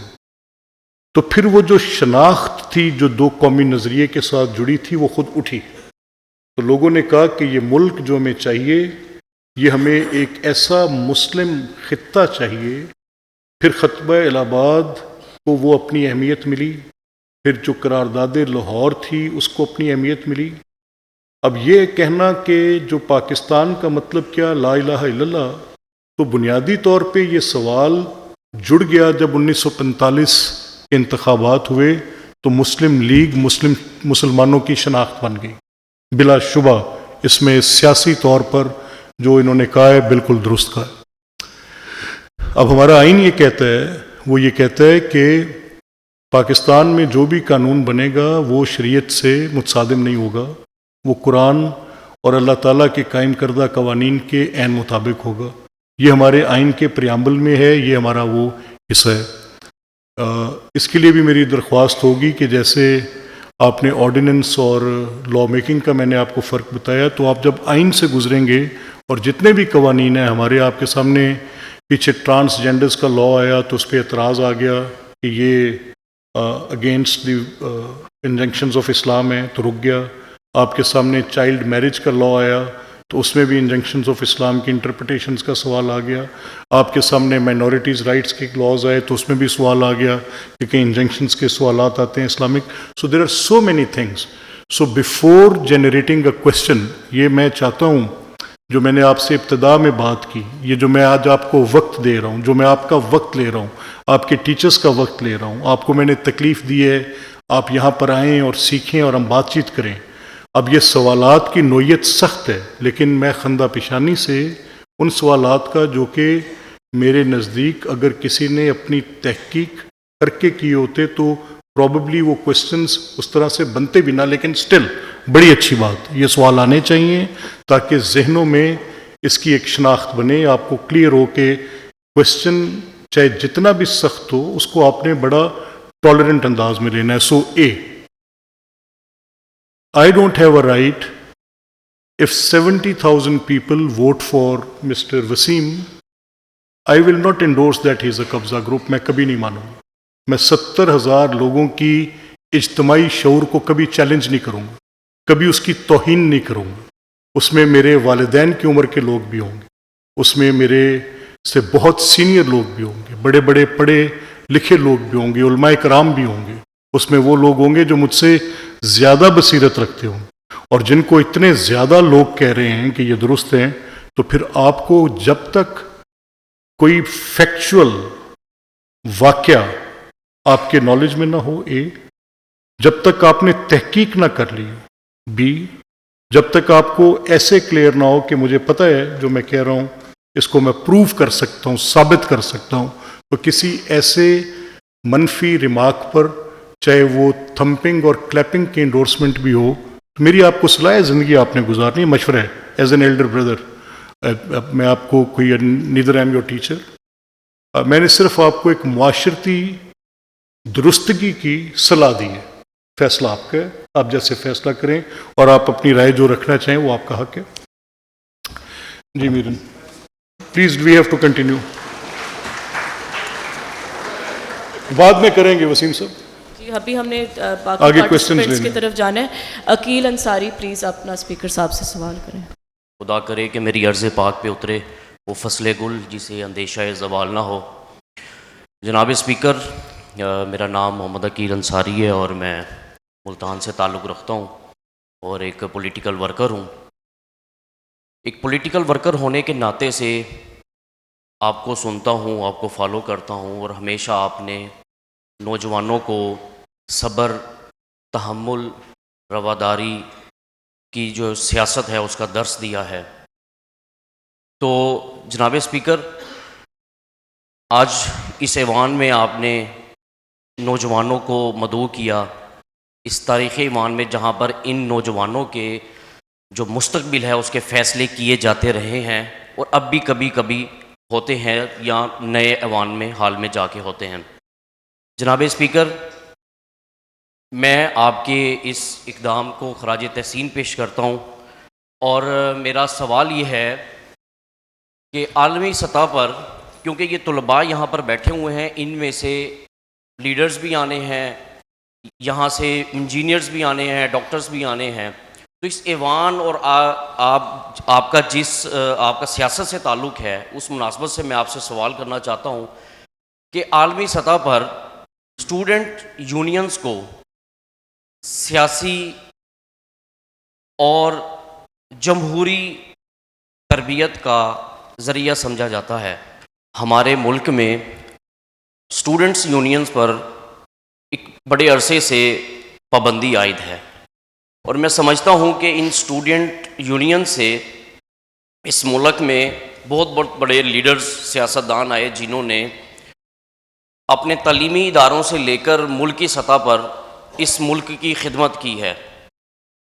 تو جناب اسپیکر، وہ جو وقت تھا جب وہ اسٹوڈنٹ یونین ہوتی تھیں، تب ایک صبر، تحمل اور ایک ڈیبیٹ اور ایک مکالمے کی سیاست ہوتی تھی طلباء کے درمیان، مگر اس کے بعد کچھ عرصے پہلے طلباء کے ذہن میں کسی چیز کو میں نومینیٹ نہیں کروں گا۔ میں آپ کا سوال یہاں روک لیتا ہوں۔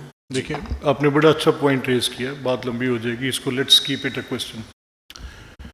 دیکھیں، بڑی اچھی عقیل صاحب نے بات کی طلبہ یونینز، اسٹوڈنٹس یونینز، اور میں چاہوں گا کہ آپ اس پر ضرور غور کریں۔ جو اسٹوڈنٹ یونینز ہوتی ہیں، یہ آپ میں کیا سکل ڈیولپ کرتی ہے؟ یہ آپ کو ڈیبیٹنگ کا سکل دیتی ہے، یہ آپ کو پولیٹیکل پارٹیسپیشن کا سکل دیتی ہے، اور پولیٹیکل پارٹیسپیشن کی دو جہتیں ہیں۔ آپ اپنی جب اسٹوڈنٹ یونین بناتے ہیں تو آپ اس کا الیکشن کا انعقاد کرتے ہیں۔ وہ آپ کی یونیورسٹی کے لیول پہ ایک ایسی ٹریننگ ہوتی ہے، ایک ایسی الیکشنیئرنگ آپ سیکھتے ہیں جو آپ کے کردار کا حصہ بن جاتی ہے۔ تو دنیا بھر میں اسٹوڈنٹ یونینز بڑا مؤثر کردار ادا کر رہی ہیں، اور بدقسمتی سے پاکستان میں یہ بین ہو گئی۔ اب ان کے بین ہونے کی ریزن کیا تھی؟ اچھا، جو میں آپ کے سامنے ایک مثال رکھوں گا۔ اسٹوڈنٹ یونینز آپ دیکھیں گے، میں آپ کو چند ممالک کی مثال دے کر بتاؤں گا کہ مثال کے طور پہ یونائٹڈ اسٹیٹس آف امریکہ، تو وہاں پہ اسٹوڈنٹس یونین میں ریپبلکن پارٹی یا ڈیموکریٹس کے پولیٹیکل ونگ نہیں ہوتے۔ یونائٹڈ کنگڈم ہے، وہاں پہ لیبر پارٹی یا کنزرویٹو پارٹی یا لبرل ڈیموکریٹس کا اسٹوڈنٹس ونگ نہیں ہوگا۔ لیکن ہمارا مسئلہ یہ بنا کہ جب تحریک پاکستان تھی، تو تحریک پاکستان کے وقت میں نوجوانوں کا ایک ہراول دستہ محترم حضرت قائد اعظم محمد علی جناح رحمۃ اللہ علیہ کے ساتھ منسوب ہوا، جو مسلم اسٹوڈنٹس فیڈریشن کے نام سے ہوا۔ اب ہمیں کیونکہ اس میں ہمارے وجود کے ساتھ ایک اساس ملتی ہے، تو what we actually considered and thought کہ جب یہ اسٹوڈنٹس یونینز کا یہاں پر سلسلہ بنا، تو ہمیں لگا کہ کیونکہ اگر ہم اس میں اس طرح کی کوئی بات کریں گے تو یہ مسلم اسٹوڈنٹس فیڈریشن کا جو کہ قیام پاکستان کے وقت تھی، ہم اس کی نفی کریں گے۔ ان کا بہت بڑا شاندار کردار تھا پاکستان موومنٹ میں، ہم اس کی نفی کریں گے۔ تو اس ساری صورتحال کو لے کر ہمیں یہ مشکل پیش آئی کہ اس سارے سلسلے میں ہم اس کو کیسے آگے بڑھائیں۔ تو اس وقت میں جب ہم نے اپنا تجربہ کیا تو ہماری پولیٹیکل پارٹیز کے ونگز بن گئے، اور وہ جو پولیٹیکل پارٹیز کے ونگز بنے، ان ونگز کا بنیادی طور پہ مسلم اسٹوڈنٹس فیڈریشن کی جو میں نے آپ کو ریزن دی ہے ایک، یہ تو تھی ہی تھی، لیکن مین سٹریم پولیٹیکل پارٹیز تھیں، پیپلز پارٹی تھی، یہ بھی آ گئی، جماعت اسلامی کا جمعیت آ گیا، اور 2-3 مذہبی جماعتوں کے انجمن طلبہ آ گئے، اور یونیورسٹیز جو تھیں وہ پھر پولیٹیکل پارٹیز کے اکھاڑے بن گئے، اور اس حد تک ہوا کہ جو اصل روح تھی اسٹوڈنٹس یونین کے کردار کی وہ کہیں نیچے دب گئی، اور بہت زیادہ پولیٹیکل اس کے اوپر پارٹیز کی چھاپ آ گئی، اور وہ بہت پولیٹیسائز ہو گئی۔ اور وہ وقت جب ان کو بین کیا گیا تھا، اس وقت بہت سارے واقعات پیش آئے جس میں کئی بچے جانوں سے گئے، اور پھر اس طرح کی بات ہوئی کہ وہ جو اسٹوڈنٹس تھے ان کے اوپر بہت سارے کرمنل کیسز درج ہونے لگ پڑے۔ پھر اس طرح کی بات آئی کہ بہت مار کٹائی ہونے لگی، اپنے مختلف الخیال کو برداشت ہی نہیں کیا جاتا تھا۔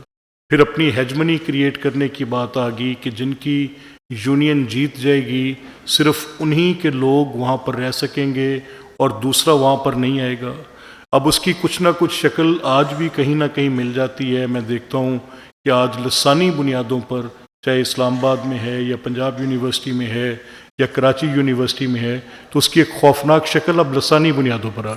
تو تب کی حکومت وقت نے اس کو مناسب جانا کہ یہ بہت بڑا نقصان ہو رہا ہے، اور اس کو ہم نے جیسے جمہوریت کی باقی چیزیں ہوتی ہیں اسی طرح سے جمہوریت کا یہ حسن ہے کہ اگر آپ اس کی چیزوں کو اپنی لیٹر اینڈ اسپرٹ میں پریکٹس کریں، یعنی پولیٹیکل پارٹیز اس سے ڈائیورس رہتی، بچوں کو ان کے اپنے سیاسی نشو و نما، اپنے انتخابی کردار، اپنی ڈیبیٹنگ سکلز، اپنی ڈرامٹک سوسائٹی کی سکلز، اپنی میوزک سوسائٹی کی سکلز، اپنی سپورٹس کی فیسٹیوٹی اور students unions for the welfare of the students کے لیے چھوڑ دی جاتی ہیں، اور وہ اپنے اس یونیورسٹی کے یا ادارہ اعضاء کے ان کے اپنے مفادات کے لیے کام کرنے والے ادارے رہتے تو بہت اچھا رہتا، لیکن بدقسمتی سے اس کی یہ شکل بنی اور وہ رک گئی۔ اب اس کے بعد سے لے کر آج تک میں تو اس کا ایک ایڈوکیٹ ہوں کہ اسٹوڈنٹس یونین فی الفور بحال ہونی چاہیے، لیکن پولیٹیکل پارٹیز کے ذیلی ونگ نہیں بننی چاہیے، ان کو بین کر دینا چاہیے کہ کسی بھی سیاسی جماعت کا بلا شبہ وہ مسلم اسٹوڈنٹس فیڈریشن، میں یہ آن ایئر کہہ رہا ہوں، وہ مسلم اسٹوڈنٹس فیڈریشن، اس کا جو تاریخی کردار پاکستان بناتے وقت تھا، شاید پاکستان بننے کے بعد ہمیں اس کردار کی اب فردر ضرورت نہیں ہے، تو ہمیں یہ ضرورت ہے کہ یہاں پر بچوں کی ویلفیئر ہو، بچوں کی نشو و نما ہو، بچوں کے ساتھ جو یوتھ ہے، میں I am sorry I am using the word بچہ، لیکن still I am using it, لیکن کیوں میں کر رہا ہوں؟ اس لیے کہ دیکھیں جو نوجوان ہے اس کی آنکھوں میں بڑے خواب ہوتے ہیں، میری میں تھے، جب میں اپنی اس عمر کے حصے میں تھا، جب آپ تھے، تو میں یہ تصور کرتا تھا کہ میں فاتح دنیا ہوں گا، میں یہ تصور کرتا تھا کہ میرے آگے کوئی چیز ٹھہرے گی نہیں، اندھی طاقت تھی میرے میں کبھی کسی بات کو عقل کی کسوٹی پہ نہیں پرکھتا تھا، میں اس کو اپنے جذبات کے تابع کرتا تھا، اور میں سمجھتا تھا کہ جو میں سوچ رہا ہوں یہ درست ہے، اور خواب دیکھنا کوئی گناہ نہیں ہے۔ اس وقت شاید میرے لیے عقل سلیم یہ ہوگی کہ میں اس کو ایسے دیکھوں، اور خواب دیکھنا بہت اچھا ہے، امیدوں میں زندہ رہنا بہت اچھا ہے، اور جب کبھی آپ دیکھیں گے، یہ میں آپ کو ایک فوڈ فار تھاٹ دیتا ہوں، آپ یہ دیکھیں گے کہ آپ کسی کو دیکھیں کہ اپنی عمر کے آخری حصے میں کوئی اپنی آٹو بایوگرافی لکھتا ہے، تو وہ ساری باتیں وہ لکھتا ہے جو اس نے بطور نوجوان خواب سوچے ہوتے ہیں۔ At the end of the day خواب وہی سچے ہیں جو آپ اور میں بطور نوجوان دیکھتے ہیں، انہی کے اندر سب کچھ ہے، انہی کے اندر جو فلسفی ہے وہ بھی اسی عمر کی ہے، جو پرکھنے کا، جائزہ لینے کا طریقہ ہے، اور جو اسٹرینتھ اور پوٹینشل ہے وہ بھی اسی عمر کا ہے، اس میں کوئی شک نہیں ہے۔ سو اسٹوڈنٹس یونین کو ہمارے پولیٹیکل سسٹم نے پراگندہ کیا، اب یہ ایک اصولی فیصلہ ہونا چاہیے، ہمارے ان نوجوانوں کو اس حق سے محروم نہیں ہونا چاہیے۔ یہ جو ایکٹیویٹی آج میں کر رہا ہوں، میری نیت تو میرے ساتھ ہے نا، میں صرف مکالمے کا آغاز کر رہا ہوں، میں صرف آپ کو یہ حق دے رہا ہوں کہ آپ کے ذہن میں جو دبے ہوئے سوالات ہیں آپ ان کو اٹھائیں. میں آپ سے بات چیت کر رہا ہوں، میں آپ کو موقع دے رہا ہوں کہ آپ ان ایوانوں تک پہنچیں اور دیکھیں کہ یہاں پر کیسے سلسلہ ہوتا ہے. میں یہ چاہتا ہوں کہ اس معاشرے میں ڈائلاگ کی اہمیت بنے. سوسائٹیز گرو اپون ڈائلاگس، اور جو انٹریکٹیو سیشنز یوتھ کے ہیں they are the backbone for these interactions. یہ جتنی بھی انٹریکشنز ہیں، چاہے میں سول سوسائٹی سے کروں، چاہے میں کسی انٹرسٹ گروپ سے کروں، چاہے میں فارمر سے کروں، چاہے میں لیبرر سے کروں، کسی سے بھی کروں، امپورٹنٹ یہ ہے کہ وہ اپنی میننگ لوز نہ کرے، اس کے پیچھے اس کا وجود رہنا چاہیے. اور وجود کیا ہے؟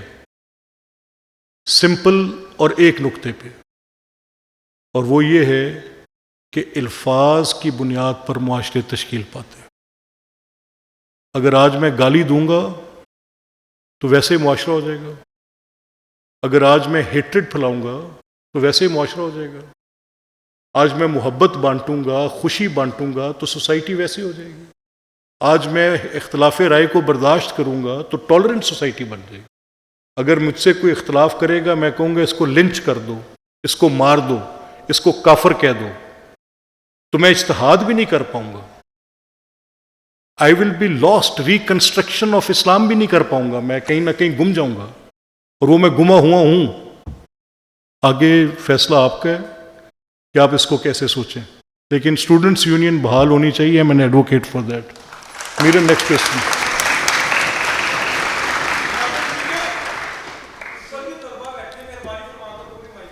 جی آپ کے پاس بھی مائک آئے گا. دیکھیں ہمارے پاس ان آرڈر آف جو کوشچنز آپ کی طرف سے آئے ہوئے ہیں ان سوالات ہیں میرے سامنے، میری کوئی چوائس نہیں ہے. ہم نے نہیں ہم آپ کی طرف آئیں گے. ہمارا آخری واٹس ایپ کوشچن ہے، اس کے بعد ہم آڈینس میں جب ہاؤس اوپن کرتے ہیں بیٹا پھر کرتے ہیں. جی آپ سے ضرور کریں گے. یہ آخری ہمارا واٹس ایپ کوشچن ہے، آخری ہمارا واٹس ایپ کوشچن ہے. راحت علی صاحب سے درخواست ہے کہ وہ اسپیکر صاحب سے اپنا سوال کریں. اس کے بعد ہم آڈینس اس کے بعد ہم ہاؤس اوپن کرتے ہیں. But I will tell you, آپ صرف اپنا ہاتھ کھڑا کریں گے. If anybody has to speak, we have a decorum here. آپ میں سے کوئی بات کرنا چاہیں گے، آپ ہاتھ کھڑا کریں گے، میں خود آپ کو بلا لوں گا. You don't have to stand up.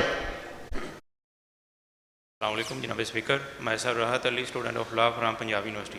Sir, my question is, public sector universities, including Punjab University, have seen a 20 to 30% decline in admissions this time due to high tuition fees, hostel fee, other costs. Most importantly, the curriculum that does not meet the modern job market, which is driving the students toward short-term freelancing courses and diplomas instead of degrees. Sir, how do you see it? اچھا دیکھیں، یہ آپ کا جو concern ہے، اگر یہی صورتحال پریویل کرتی رہے، اگر آپ نہیں سمجھ سکے، کیونکہ جو میرے بھائی بات کر رہے تھے میں اس کا ترجمہ کر دوں، وہ یہ کہہ یہ رہے تھے، شاید جو میں سمجھ سکوں، کہ اس سال جو آپ کی یونیورسٹی ہے اس میں 30 سے 40% نشستیں خالی رہ گئی ہیں، ایک. اور دوسرا آپ یہ کہہ رہے ہیں کہ کیونکہ جب وہ ڈگری کر بھی لیتے ہیں تو جاب نہیں ملتی، تو پھر اس کا کیا فائدہ اگر جاب نہ ملے تو. آپ نے یہ دو باتیں کی. اچھا، اب اس کا میں پوری دیانتداری کے ساتھ یہ کہہ سکتا ہوں کہ ڈگری کی تو بہر صورت آج ایک مہنگا سلسلہ بن گیا.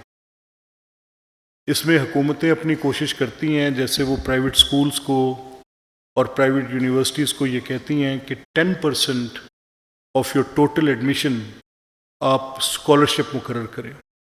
یہ لا ہے، لیکن بدقسمتی سے 90% یونیورسٹیز اس پہ عمل درآمد نہیں کرتی.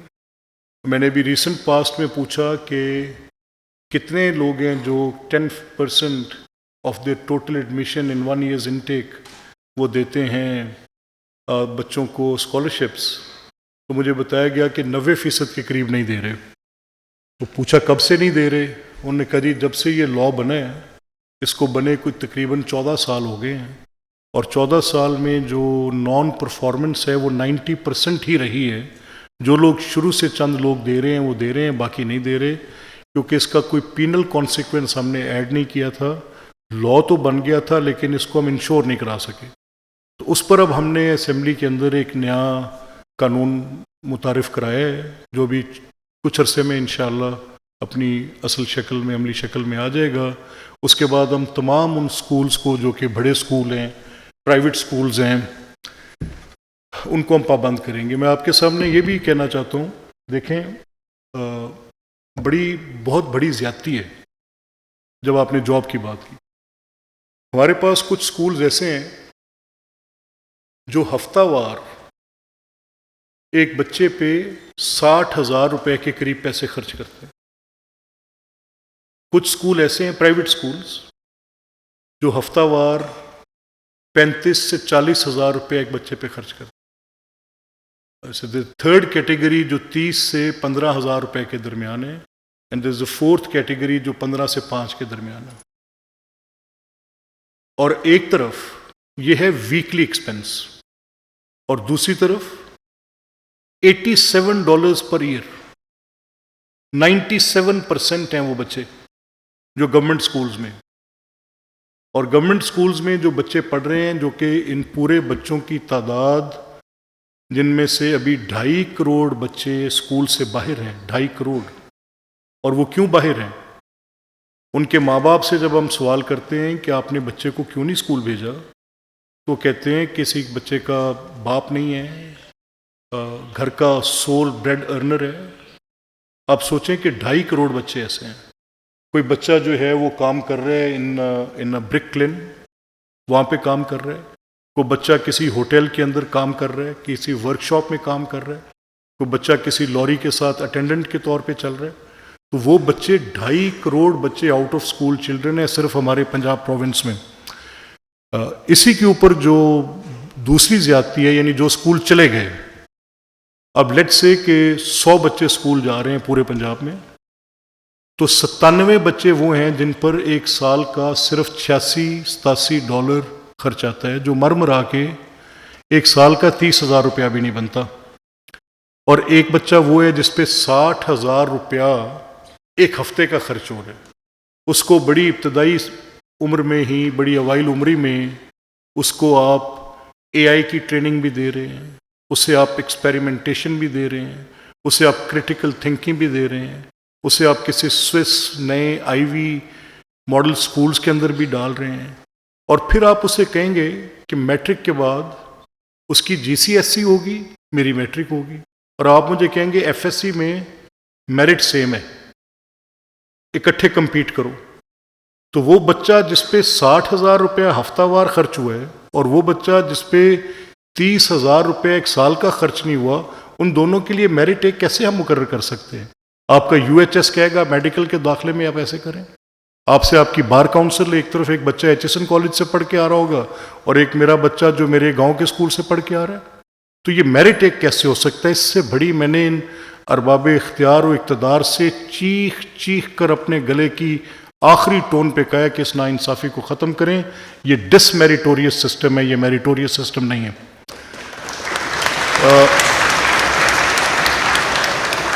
دوسرا, میں نے آپ نے جو بات کی جابز کی, دیکھیں ہمارے جو جابز کا مسئلہ ہے, ہماری یوتھ بلج بہت بڑی ہے.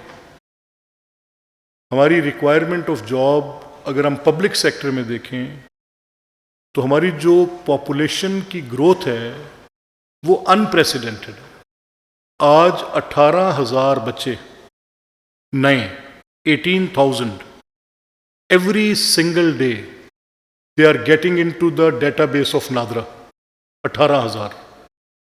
اور اسی طرح سے آپ کے جو ہیں جاب کے, تو جو ایلیجبل فار جاب ہوں گے وہ اس ٹائم تک جب آپ پہنچیں گے تو جو آپ کی پبلک سیکٹر ہے وہ اتنا بڑا بوجھ اٹھا نہیں پا رہی. تو یہ اب دو چیزیں آپس میں جڑ گئیں, ایک آپ کی پاپولیشن گروتھ اور ایک آپ کی لیس جاب. اب یہ دو بڑے مسائل ہیں. اور اس کے ساتھ جڑے مسئلے کیا ہیں کہ اگر آپ پاپولیشن گروتھ پہ کنٹرول کے لیے چلتے ہیں تو آپ کے ریلیجس فیکٹرز آپ کو ممانعت کر رہے ہیں، اس پہ بڑی بحث ہے. میں تو اس حق میں ہوں کہ اس بحث کو ہونا چاہیے، دلیل دی جانی چاہیے، سنا جانا چاہیے، لیکن اتنا بڑا پاپولیشن گروتھ جو ہے کسی ملک کے لیے بھی کتنے بھی وسائل ہوں گے سسٹینیبل نہیں ہوتا، تو اس پہ غور کرنا ضروری ہے.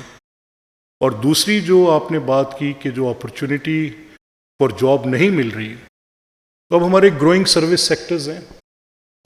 اب ان گروئنگ سروس سیکٹرز میں بھی کتنی اپرچونٹی ہوگی؟ 1%، 2%. ہماری ہاسپٹیلٹی انڈسٹری میں کتنی اپرچونٹی ہوگی؟ ہماری لیگل فریٹرنیٹی میں کتنی گنجائش ہوگی؟ ہمارے انٹرپرینیور کتنا کو بیچ میں کنٹریبیوٹ کر لیں گے؟ So it is a serious problem. میں آپ سے متفق ہوں، اور اس میں اگر پرائیویٹ سیکٹر اور پبلک سیکٹر دونوں مل کر ایک بڑی کلیکٹیو ایفرٹ کریں گے تو پھر جاب اپرچونٹیز کریٹ ہوں گی. تیسری ایک جو اچھی چیز ہمیں نظر آ رہی ہے وہ آ رہی ہے آئی ٹی کی سائڈ پہ. اب یہ ایک سیلف ریلائنٹ ایک نئی رجیم کریٹ ہو رہی ہے، اور اس میں جو کمپیوٹر کا سکل سیٹ ہے وہ لوگوں کو ایمنسلی ہیلپ کر رہا ہے، وہ ایک بڑا بوجھ اٹھا رہی ہے. تو اس میں پھر بھی بہت حد تک ناکافی گن رہے ہیں ہم، کیونکہ ہمارا یوتھ بل بڑھ. تو اس کا حل کیا تجویز کیا جا سکتا ہے؟ اب دیکھیں، ہندوستان ہم سے بہت بڑا ہے. ہندوستان کی آبادی کوئی 120 کروڑ کے قریب ہے، ہم 25 کروڑ ہیں. ان کا یوتھ بھی کم و بیش اتنا ہی ہے. وہاں غربت ہم سے بہت زیادہ ہے. وہاں پر غربت کی سطح کی جو لکیر ہے وہ ہماری لکیر سے بھی زیادہ لمبی ہے. وہاں پر بہت سے مسائل جڑے ہوئے ہیں، لیکن وہ ایک انڈین نیشنلزم کے اندر ایک ہوپ جنریٹ کرتے ہوئے انہوں نے کیا کیا کہ انہوں نے انویسٹ کیا ان آئی ٹی، ہیوج انویسٹمنٹ کی. اس نے ان کو کچھ راستہ ضرور دیا ہے. ابھی آپ کو یہ سن کے اچھا لگے گا کہ چیف منسٹر پنجاب نے ہمارا جو تعلیم کا بجٹ تھا وہ پہلے اگر 13 ارب روپیہ تھا، اس کو 3 گنا بڑھا دیے.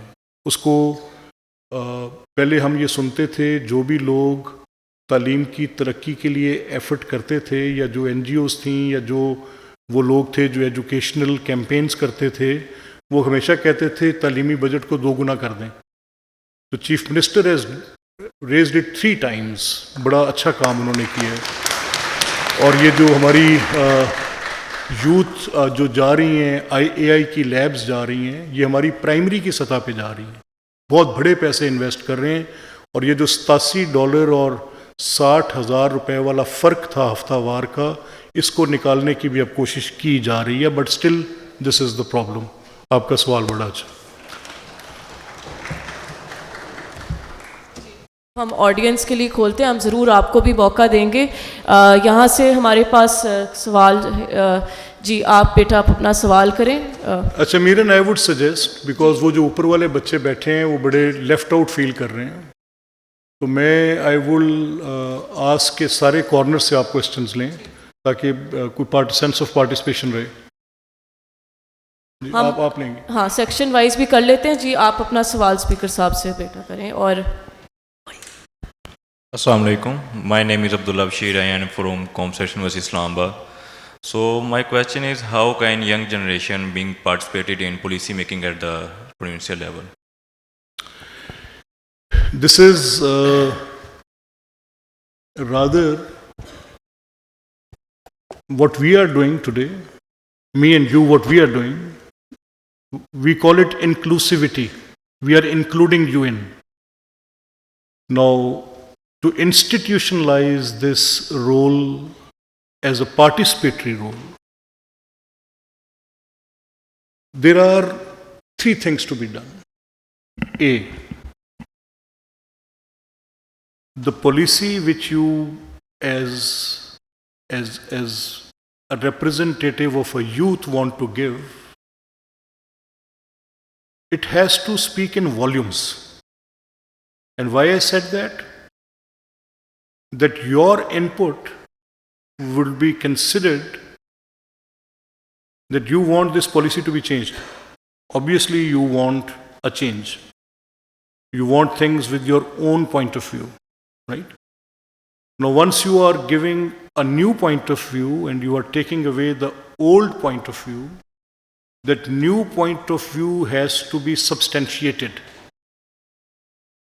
تو میری آپ کو تجویز یہ ہوگی کہ آپ اگر اس میں عملی طور پہ حصہ لینا چاہتے ہیں تو آپ کے پاس بڑے راستے ہیں. آپ وہ لکھ کے ہمارے پاس یہاں بھیج سکتے ہیں. There are institutions for public policy making, آپ وہاں پر لکھ کے بھیج سکتے ہیں. آپ اس کو پرنٹ میں بھیج سکتے ہیں. There are 10 ways to do.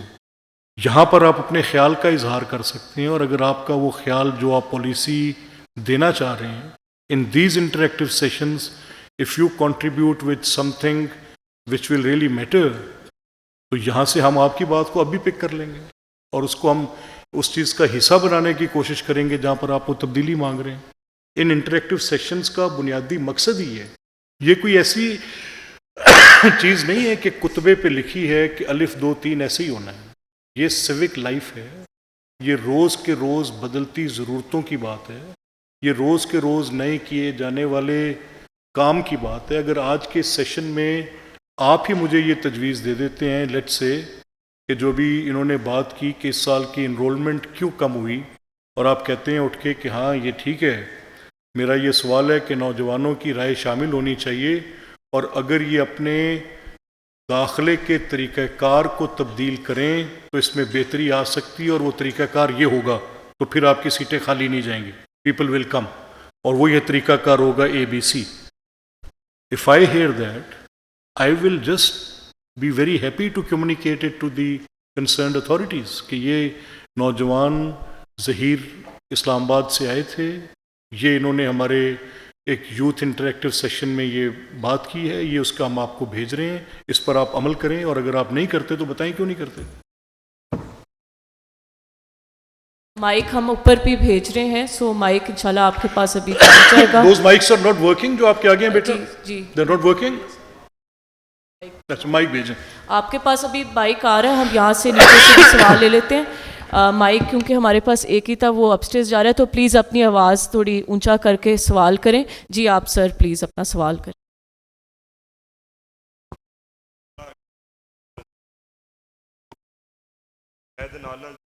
زبان ਨੂੰ ਨੈਸ਼ਨਲ ਤੇ ਇੰਟਰਨੈਸ਼ਨਲ ਲੈਵਲ ਤੇ ਪ੍ਰਮੋਟ ਕਰਨ 'ਚ ਆਪਣਾ ਪਾਰਟ ਪਲੇ ਕਰਦਾ. ਛੋਟੀ ਜੀ ਸੁਜੈਸ਼ਨ ਤੁਹਾਨੂੰ ਦੇਣਾ ਚਾਹਾਂਗਾ ਜੀ. ਸਭ ਤੋਂ ਪਹਿਲਾਂ ਜੀ CM ਪੰਜਾਬ ਮੈਡਮ ਮਰੀਮ ਨਵਾਜ਼ ਸਾਹਿਬਾ ਦਾ ਬੜਾ ਬਿਹਤਰੀਨ ਸਟੈਪ ਹੈ ਜਿਹੜਾ ਉਹ ਸਾਈਨ ਬੋਰਡਸ ਵਗੈਰਾ ਜਾਂ ਬਾਕੀ ਮਾਮਲਾਤ ਵੇਖ ਰਹੇ ਨੇ ਪੰਜਾਬੀ ਨੂੰ ਲੈ ਕੇ. ਸਪੀਕਰ ਸਾਹਿਬ ਸਾਡੀ ਜਿਹੜੀ ਜਨਰੇਸ਼ਨ ਮੇਰੇ ਨਾਲ ਮੇਰੇ ਦੋਸਤ ਬੈਠੇ ਨੇ ਸਾਰੇ ਦੇ ਸਾਰੇ ਜਿਹੜੇ ਨੇ ਬਸ਼ਮੂਲ ਮੇਰੇ, ਅਸੀਂ ਸਾਰੇ ਸਿਵਲਾਈਜੇਸ਼ਨ ਆਪਣੇ ਕਲਚਰ ਤੋਂ ਦੂਰ ਹੁੰਦੇ ਜਾਂਦੇ ਹਾਂ. ਸਾਡਾ ਛੋਟਾ ਜਿਹਾ ਇੱਕ ਮੁਤਾਲਬਾ ਹੈ ਜੀ, ਸਾਡੇ ਪੰਜਾਬ ਦੀ ਜ਼ਬਾਨ ਪੰਜਾਬੀ ਹੈ ਤੇ ਅਸੀਂ ਚਾਹੁੰਦੇ ਹਾਂ ਵੀ ਪੰਜਾਬੀ ਨੂੰ ਨਿਸਾਬ ਦੇ ਵਿੱਚ ਸ਼ਾਮਿਲ ਕੀਤਾ ਜਾਵੇ. ਬਸ ਸਰ ਇਹ ਮੇਰਾ ਮੁਤਾਲਬਾ ਹੈ. ਮਿਹਰਬਾਨੀ ਕਰਿਆ ਸਰ. Thank you.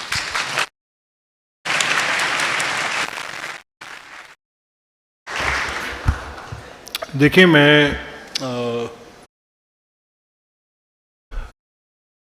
آپ کو 2 باتیں بتانا چاہوں گا. میں جب پہلی بار اس اسمبلی میں آیا تھا تو میرے ایک بڑے سینئر ساتھی تھے، ان کا نام تھا عبدالرشید بھٹی. لاہور سے منتخب ہوتے تھے، سر پہ بڑی پگڑی پہنتے تھے، بڑا پنجابی کرتا پہنتے تھے تریزوں والا، اور بڑی اچھی چادر باندھتے تھے، دھوتی جو آج کل ختم ہو گئی ہے. دھوتی نہیں، چادر، تہمت میں کہہ سکتا ہوں، جو ہمارا روایتی لباس تھا پنجاب کا. اب وہ مجھے بڑی مشکل سے کہیں نظر آتا ہے، بہت ہی مشکل سے. وہ یہاں پر اسمبلی میں آئے اور کھڑے ہوئے، اور انہوں نے اسپیکر صاحب سے کہا کہ میں گل کرنا چاہنا. تو اسپیکر صاحب نے کہا تسی پنجابی گل نہیں کر سکتے. It was like a boom shell کہ پنجاب کی اسمبلی اور آپ پنجابی میں بات نہیں کر سکتے. I was literally taken a back. میں کہی بڑی عجیب بات ہے یار، یہ کیسے ہو سکتا ہے کہ پنجاب اسمبلی میں پنجابی میں بات نہیں کر سکتے آپ؟ اس کے لیے آپ کو اسپیکر سے اجازت لینی پڑے گی، رولز میں ممانعت ہے. رولز کے اندر میں نے رول منگوا کے پڑھا، واقعی یہ لکھا تھا. میں نے کہا تو بہت عجیب بات ہے. تو جب یہ اسمبلی بنی جس میں مجھے اسپیکر بننے کا اللہ تعالیٰ نے موقع دیا. تو the first thing which I done away was that to speak in Punjabi آپ کو اجازت لینے کی ضرورت نہیں ہے, آپ جب چاہیں اٹھ کے پنجابی میں بات کر سکتے ہیں. اچھا, جو آپ نے نصاب کی بات کی ہے یہ بڑی ضروری بات ہے, یہ نصاب میں شامل ہونا چاہیے اور اس پہ وزیر اعلیٰ پنجاب فیصلہ کر چکی ہیں. اور پہلے یہ تھا کہ اختیاری طور پہ آپ لے سکتے ہیں, کیا اس کو لازمی کر دیا جائے یہ بحث ہے. پہلے مجھے آپشن حاصل تھی, میں نے اپنے ایف اے میں بھی اسی تعلیمی درسگاہ سے پڑھا ہوں جس کے آپ میرے الما میٹر سے ہیں, تو میرے پاس آپشن تھی, تو میں نے الیکٹیو سبجیکٹ کو پنجابی کو ہی لیا تھا, لیکن وہ آپشن مجھے میٹرک کے بعد ملی تھی. اب یہ کیا پرائمری کی سطح پہ یا مڈل کی سطح پہ اس کو آپ کو لازمی قرار دینا ہے یا پرائمری کی سطح پہ, تو جی ہاں, تو وہ اس پہ کچھ فیصلہ کابینہ نے کر دیا ہے. میں پوری طرح سے واقف نہیں ہوں, میرے پاس ابھی اس کی تفصیلات نہیں آئیں, لیکن اس سمت میں کام ہو رہا ہے. جی میرن. مائک ہم نے اوپر پہنچایا ہے ان کا کافی دیر سے. یہ جو آپ سب سے فرنٹ رو میں جو بیٹے آپ کھڑے ہوئے تھے, آپ کچھ کہنا چاہ رہے تھے, پلیز آپ اپنا اسپیکر صاحب سے سوال کریں. جناب اسپیکر, پہلے تو میں پوری یوتھ کی جانب سے آپ کا شکریہ ادا کرتا ہوں کہ آپ نے انٹریکٹیو سیشن رکھا. دوسرا کہ آج تک جتنے بھی وزیر اعلیٰ ہمارے پنجاب میں آئے ہیں, کسی نے اتنی ڈیولپمنٹ نہیں کی جتنی ہماری میڈم مریم نواز نے کی ہے. سب سے پہلے ان کا میں شکریہ ادا کرتا ہوں. دوسرا, ہماری یوتھ کا ایک کویشچن ہے کہ جس طرح نیشنل اسمبلی میں وومن کی اسپیشل سیٹس ہوتی ہیں, ہر چیز کی ایک اسپیشل سیٹس ہے, تو ہماری اس پنجاب اسمبلی میں یوتھ کی اسپیشل سیٹس کیوں نہیں ہیں؟ کیونکہ ہمارے جو یوتھ سلیکٹ, اس پہ میں بھی تالیاں بجا رہا ہوں, ہماری جو یوتھ سلیکٹ ہو کے آتی ہے وہ ایک خاندانی یوتھ آتی ہے, جن کے دادا بھی ایم پی اے تھے, نانا بھی ایم پی اے تھے, باپ بھی ایم پی اے تھے.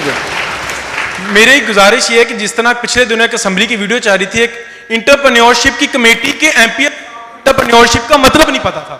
میری گزارش ہے کہ مہربانی فرمائیں اس پہ تھوڑی تبدیلی کریں اور ایک طلبہ کے لیے ایک اسپیشل سیٹ نہ کریں. اچھا چلیں, دیکھیں میں آپ کے اس بڑی اچھی آپ نے بات کی, تھینک یو ویری مچ.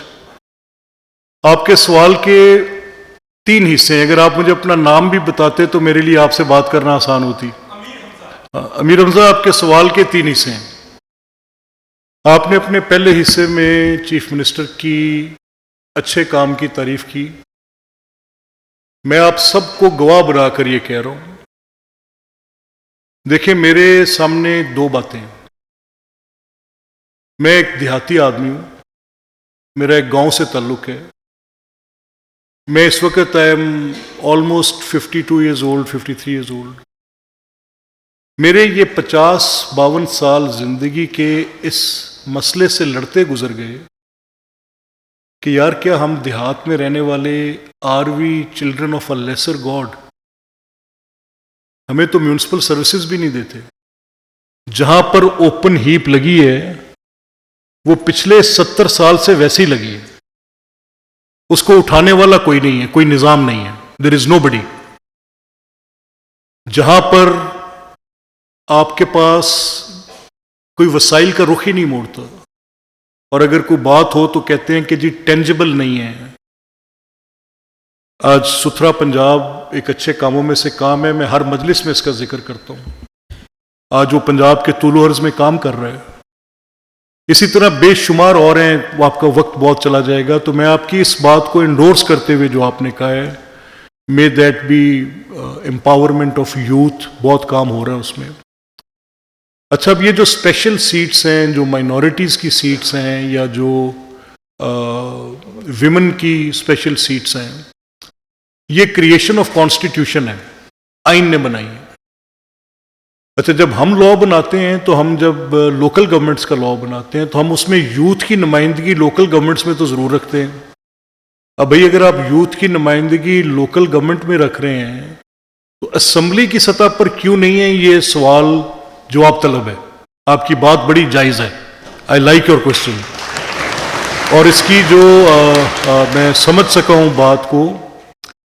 اگر آئین میں آپ تجویز کر رہے ہیں کہ وہ طبقات جن کو حق نمائندگی ملنا چاہیے, تو اسی بنیاد پر آپ माइनॉरिटीज़ को हक़ नुमाइंदगी दे रहे हैं, इसी बुनियाद पर आप विमेन को हक़ नुमाइंदगी दे रहे हैं, तो वाई नॉट यूथ को आप क्यों नहीं दे रहे? ये सवाल जायज़ सवाल है, और मैं आपसे Amir Hamza, you will know that I have raised this question at a very proper forum. You will know it. काफ़ी देर से ये खातून मुझे नज़र आ रही है, इनको प्लीज़ माइक पकड़ा दें। ऊपर हाँ, ये हाँ जी बिल्कुल जी, शी इज़ आप रेजिंग अपना हैंड। हाँ, यस। अस्सलाम वालेकुम, मेरा नाम सिद्रा खान है और मेरा जनाब स्पीकर साहब से एक क्वेश्चन है कि हमारी जो हुकूमत है वो एजुकेशन पे बहुत काम कर रही है।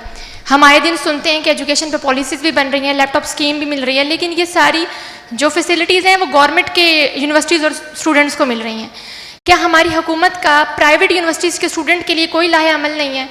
हमें ये पूछना चाहते हैं कि देखिए, गवर्नमेंट यूनिवर्सिटीज़ में जो बच्चे पढ़ रहे थे उनकी फ़ीस ऑलरेडी कम होती है, और जो प्राइवेट यूनिवर्सिटीज़ में स्टूडेंट अप्रोच कर रहे हैं, चाहे वो एमएस के स्टूडेंट हैं चाहे बीएस के हैं, एक तो उनकी फ़ीस बहुत कम है, दूसरा हमारी कंट्री में जॉब का रेशो बहुत कम होता जा रहा है। हम पिछले 5 साल से एजुकेटर की जॉब का वेट कर रहे हैं जो अभी तक अनाउंस नहीं हुई। तो वो बच्चे जो सेल्फ सपोर्टिंग हैं वो प्राइवेट यूनिवर्सिटीज़ की फ़ीस को मीट नहीं कर पाते, तो इसके लिए हुकूमत की क्या पॉलिसी है? ये आपकी जो कंसर्न है, जिसको आपने एक सवाल की शक्ल दी है, बड़ा अच्छा किया है। अच्छा देखें, ये तो मैं आपके साथ इस बात पे तो आमादा हूँ, एग्रीड हूँ, इन एग्रीमेंट हूँ कि वो बच्चे जो पहले ही बर्डन हो रहे हैं विद मोर फीसेस, उनको आज आप इन मेरिट की पॉलिसी में कि अगर वो मेरिट अचीवर्स हैं तो उनको आप नहीं दे रहे और सिर्फ गवर्नमेंट पब्लिक सेक्टर में दे रहे हैं, तो ये भी नाइंसाफ़ी है। मैं बिल्कुल इस बात पे आपसे मुत्तफ़िक हूँ। अगर ये, क्योंकि जो डिस्ट्रीब्यूशन ऑफ लैपटॉप्स है ये मेरिट अचीवर्स को है, ये उन बच्चों को दी जाती है जो मेरिट पर आते हैं और वो उतने मार्क्स लेते हैं, तो ये गवर्नमेंट को लाजमी तौर पे करना चाहिए। और मैं आपसे, मेरा ये बेटा वादा रहा, I will put my word with the chief minister and minister school education and higher education and with all the concern secretaries कि आप ये मेरिट को इन्हांस करें। अगर प्राइवेट यूनिवर्सिटीज़ में से भी बच्चे वो मार्क्स लेकर मेरिट अचीवर बनते हैं तो उनको भी ज़रूर दें। आप लोग की तरफ फिर से आ जाएंगे, यहाँ से हमारे पास काफ़ी देर से इस लोग सवाल के लिए खड़े हैं। अस्सलाम वालेकुम जनाब स्पीकर, मेरा नाम डॉक्टर उज़मा शहज़ादी है और मैं आज स्कूल एजुकेशन डिपार्टमेंट को रिप्रेजेंट कर रही हूँ यहाँ पर। आपका बहुत बहुत शुक्रिया, आप लोगों ने हमें भी मौका दिया।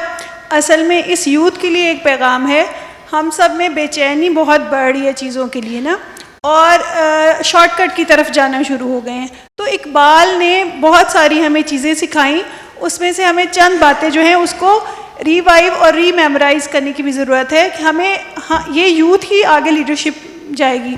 तो इकबाल का शेर है आप सबकी नज़र, निगाह बुलंद सुखन दिल नवाज जाँ पुरसोज, निगाह बुलंद सुखन दिल नवाज जाँ पुरसोज, यही है रख्ते सफ़र मीरे कारवां के लिए। तो आप लीडर बनने जा रहे हैं, आप लीडर बनने जा रहे हैं, आपको पेशेंस यानी सब्र के साथ साथ तहम्मुल मिजाजी का भी मुजाहिरा करना है, और इसके अलावा आप शॉर्टकट्स को लेकर ज़िंदगी में कामयाब नहीं हो सकते। डिग्रीज पे बात हो रही है, ठीक है हमारे पास शॉर्टकट आ गया है, चीज़ें एआई आ गई है, फ्रीलांसिंग आ गई है, लेकिन हमें प्रॉपर जो डिग्री है उसके थ्रू भी चलना है, क्योंकि इंटरनेशनल मार्केट में जब आप जाएंगे तो सबसे पहले आपसे डिग्री की ही रिक्वायरमेंट आएगी। जी जी डॉक्टर साहब, thank you. There is no question in that, ये कमेंट है तो आप सबके लिए ऐसे ही है। आप सवाल पे रखें ज़रा। चलिए, थैंक यू जी। इधर से सवाल है, बात आप थोड़ी अपनी मुख्तसर रखें एंड कोशिश प्लीज़ आप सवाल करें, रिफ्रेन फ्रॉम मेकिंग कमेंट्स। अस्सलाम वालेकुम, मेरा नाम हिफ्ज़ा आफ्ताब है और मैं किप्स इंस्टीट्यूट लाहौर से हूँ। सर मेरा ताल्लुक ना मेडिकल स्टूडेंट हूँ और मेरा ताल्लुक जो है प्राइवेट यूनिवर्सिटी से है। सर मेरा सवाल ये है कि हमारे लिए इंटर्नशिप की अपॉर्चुनिटीज़ कब ओपन होंगी? जैसे गवर्नमेंट हॉस्पिटल्स हैं उसमें MRI होता है, न्यूक्लियर मेडिसिन हैं, CT स्कैन्स हैं, तो हम चाहते हैं कि हमें भी प्राइवेट यूनिवर्सिटीज़ में पढ़ने वाले स्टूडेंट्स को भी वहाँ पर इंटर्नशिप का मौका दिया जा सके ताकि हमें भी वो स्किल्स आ सकें और हम भी आगे करियर को परस्यू कर सकें। जी देखें बेटा, thank you very much for raising this very very important question. मैं खुद भी ये समझ रहा हूँ, ये आप सब बच्चों के लिए भी बात समझनी ज़रूरी है कि प्राइवेट यूनिवर्सिटीज़ की ability to train somehow compromised है। अब ये कैसे पूरी करनी है, इसके लिए मेरा ख्याल है we have to pass a law. अभी हमने अपने तजर्बे से सीखा है, हमें 10-15 साल लगे जब प्राइवेट यूनिवर्सिटीज़ की बहुत ग्रोथ हुई। इससे पहले तो सिर्फ पब्लिक सेक्टर यूनिवर्सिटीज़ थी, फिर चंद बड़ी यूनिवर्सिटीज़ प्राइवेट यूनिवर्सिटीज़ आ गई जो उन्होंने काम किया, जिसमें बोर्ड ऑफ मैनेजमेंट्स के ताबे काम करने वाली यूनिवर्सिटीज़ थी और यूनिवर्सिटीज़ थी। और अब बहुत सारी प्राइवेट यूनिवर्सिटीज़ भी, अच्छी बात है क्योंकि इतना बड़ा यूथ बल्ज है तो इसको केटर तो करना है। तो जो भी बेटी ने बात की है कि वहाँ पर स्किल सेट इन्हांस करने के लिए रिक्विजिट टूल्स अवेलेबल नहीं होते, ये दुरुस्त है।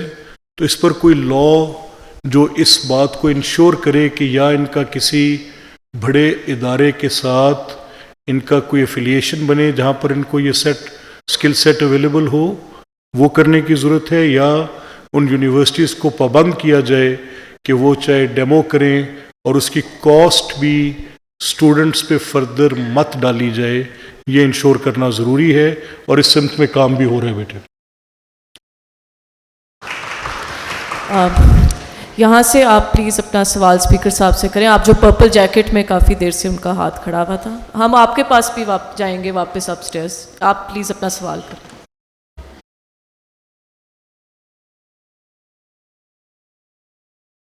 अस्सलाम वालेकुम जनाब स्पीकर, मेरा नाम मोहम्मद अरसलान साजिद है और मैं कॉमर्स यूनिवर्सिटी से हूँ। मेरा सवाल ये था कि जैसे हम न्यूज़ चैनल्स के ऊपर देखते रहते हैं कि असेंबली के अंदर ना एजेंडे के ऊपर बातचीत चल रही होती है, तो मेरा सवाल ये था कि जब वो उस एजेंडे को रेज़ करते हैं तो उस पर कितना अमल दरामद होता है, और अगर होता भी है तो उसकी कोई एग्जांपल या के बारे में थोड़ा सा गाइड कर दें। Thank you. अच्छा देखिए, असेंबली में 4 तरह से काम होते हैं, ये बड़ी ज़रूरी बात है, मैं आपकी तवज्जो चाहूँगा। एक तो आपके पास अब असेंबली की वर्किंग जो है उसको समझना ज़रूरी है और मैं चाहूँगा कि आप बच्चे इसको समझें। असेंबली का जब बिज़नेस शुरू होता है, बिज़नेस हम कहते हैं असेंबली का काम, एक दिन का एजेंडा, जो भी एजेंडा है उसको हम अपने रूल्स में बिज़नेस कहते हैं या ऑर्डर ऑफ द डे कहते हैं। तो जब ऑर्डर ऑफ द डे आता है या बिज़नेस आता है तो उसमें सबसे पहला घंटा जो है, हर रोज़ जब भी असेंबली का इजलास होना है, पहले तिलावत कुरान करीम हुई, फिर नात रसूल मकबूल हुई, फिर कौमी तराना हुआ। ये 3 रिचुअल्स हमारे 7 से 8 मिनट लेते हैं। उसके बाद फिर जो पहला बिजनेस है वो क्वेश्चन आर है। अब क्वेश्चन आर क्या होता है? क्वेश्चन आर होता है कि कोई मेंबर एक सवाल करता है, चाहे वो तालीम के मुतल्लिक करे, सेहत के मुतल्लिक करे, एक्साइज एंड टैक्सेशन के मुतल्लिक करे, वो चाहे लोकल गवर्नमेंट के मुतल्लिक करे, किसी भी महकमे के मुतल्लिक, वो वज़ीर साहब उसके जवाब देने के पाबंद होते हैं। वो जब सवाल करते हैं तो वज़ीर साहब वो जवाब देते हैं। वो सवाल वो पहले हमें लिख कर भेजते हैं, वो सवाल हमें लिख कर भेजते हैं, हम उस सवाल को उस मुतल्लिका महकमे को भेजते हैं, उसका लिखा हुआ जवाब भी हमारे पास हमारे मेज़ पे पड़ा होता है। और जब उनकी बारी आती है, सवाल फिक्स होते हैं, हम दिन मुकर्रर करते हैं कि आज के दिन हम लोकल गवर्नमेंट लेंगे, आज के दिन हम सेहत लेंगे, आज के दिन हम लाइव स्टॉक लेंगे, आज के दिन हम सोशल वेलफेयर लेंगे। उस दिन में फिर उसी के सवाल होते हैं। तो ये तो होता है उसका पहला बिजनेस। उसके बाद फिर सवाल क्या होते हैं कि मेरा हलका है, मैं लाहौर टाउनशिप से नुमाइंदा हूँ, मेरे हलके में स्कूल नाकाफ़ी हैं, वहाँ पर बच्चों की तादाद 20,000 है और जो स्कूल हैं वो सिर्फ 10,000 के लिए हैं, तो 10,000 के बाकी स्कूल आप कब तक बनाएंगे? तो वज़ीर साहब बताते हैं कि हम इतने स्कूल अभी बना रहे हैं, जितने कम है उनको हम इस अरसे में पूरा करेंगे। और जो फ्लोर ऑफ द हाउस पर कहा जाता है वो ये तस्वुर किया जाता है कि इस पर 100% عمل درآمد کیا جائے گا، اور اگر نہ کیا جائے تو وہ جو محرک ہوتے ہیں وہ پھر اگلے سوال میں یہ اٹھا دیتے ہیں کہ آپ نے یہ کہا تھا نہیں کیا، پورا کریں. تو اس پر پھر ان سے اس بات کی باز پرس بھی ہوتی ہے اور محکموں کو کہا بھی جاتا ہے. باز پرس اوور سائٹ کا ایک طریقہ کار ہے. اسی طرح سے اس کے بعد جو اگلا ہوتا ہے کالنگ اٹینشن نوٹس ہوتا ہے. کالنگ اٹینشن نوٹس میں آپ چیف منسٹر کو بلاتے ہیں، منسٹر لا کو بلاتے ہیں، اور کوئی لا اینڈ آرڈر کی بات ہوتی ہے جس میں کوئی خدا نخواستہ کہیں قتل ہو جائے، کہیں کوئی ڈکیتی یا رابری کی بڑی واردات ہو جائے، وہ لا اینڈ آرڈر سے ریلیٹڈ کہیں کوئی بڑا حادثہ پیش آ جائے، یا کہیں پر کوئی ایسا کرمنل ایکٹ ہو جائے جس پہ حکومت کی توجہ فوری دلوائی جانا ضروری ہو، تو وہ بھی ہم کوئی تقریباً 2 کے قریب 3 کے قریب امپورٹنٹ جو کالنگ اٹینشن نوٹسز ہیں ہم ان کو لیتے ہیں. اس کے بعد پھر جو نیکسٹ آتا ہے وہ اگر کسی کانسٹیٹوئنٹ کے کام کے لیے کوئی ممبر اسمبلی کسی سرکاری افسر سے کوئی کام کہتا ہے اور وہ کسی وجہ سے نہیں کرتے، تو اس پہ وہ فیل کرتے ہیں کہ میری اور میرے کانسٹیٹوئنٹ کی پریولیج بریچ ہو گئی ہے، انہوں نے ہمارے کہنے پہ جائز کام نہیں کیا، یا میرے ساتھی کا حق تھا وہ اس کو نہیں ملا، یا میرے کانسٹیٹوئنٹ کا میرٹ بنتا تھا اس کو نہیں ملا، تو اس پر میری پریولیج بریچ ہوئی ہے. اس پر پھر اس افسر کو یہاں بلایا جاتا ہے اور اس کو پریولیج کمیٹی کے سامنے بھیجا جاتا ہے کہ یہ جائز کام تھا، آپ نے کیوں نہیں کیا. اس کے بعد جو مسئلہ ہے وہ آ جاتا ہے next thing to that is adjournment motion. اگر کوئی ممبر آ جائیں اور وہ آ کے کہیں کہ جی آپ اسمبلی کی کارروائی کو ایڈجرن کر دیں، تو پوری طرح سے ایڈجرن کا مطلب ہوتا ہے ملتوی کر دیں. تو فوری اسمبلی کا جو بھی کام آپ کر رہے ہیں آپ ملتوی کر دیں اور پہلے میری بات سنیں. اس کا ایک طریقہ کار ہے، ان کو لکھ کے بھیجنا پڑتا ہے، اسپیکر اس کو دیکھتے ہیں کہ یہ ان آرڈر ہے، اگر وہ ان آرڈر ہو تو ہم وہ ٹیک اپ کر لیتے ہیں. باقی کارروائی کو معطل کر کے ہم ان کو موقع دیتے ہیں، وہ اپنی بات کرتے ہیں، حکومت اس کا جواب دیتی ہے. اور پھر اسمبلی میں جیسے آپ سب لوگ بیٹھے ہیں، آپ ممبرز ہیں، میں آپ سے پوچھوں گا کہ یہ آپ اس ایڈجرنمنٹ موشن کے متعلق سمجھتے ہیں کہ اس پر فوری بات ہونی چاہیے. اگر اکثریت کہہ دے کہ ہونی چاہیے تو باقی کام بند ہو جاتا ہے اور وہ بات سنی جاتی ہے. اس کے بعد پھر لیجسلیشن ہے کہ لاز کیسے پاس ہونے ہیں. گورنمنٹ بھی لے کر آتی ہے، پرائیویٹ ممبرز بھی لے کر آتے ہیں، وہ بھی اکثریت رائے سے پاس ہوتے ہیں. اس کی 3 ریڈنگز ہوتی ہیں. ایک کمیٹی ریڈنگ ہوتی ہے، وہ اسٹینڈنگ کمیٹی کے پاس جاتا ہے، وہ ہاؤس میں واپس بھیجتے ہیں. ایک ریڈنگ یہاں ہوتی ہے، پھر وہ واپس رپورٹ کے لیے بھیجتے ہیں، اور پھر وہ ووٹ کے لیے آ جاتا ہے. اکثریت رائے سے وہ پاس ہوتا ہے. تو دس از پھر جنرل ڈسکشنز ہوتی ہیں، ڈیبیٹس ہوتی ہیں چیزیں. تو this is how it works بیٹے. جی پلیز آپ بیٹے ان کو دے دیں مائک.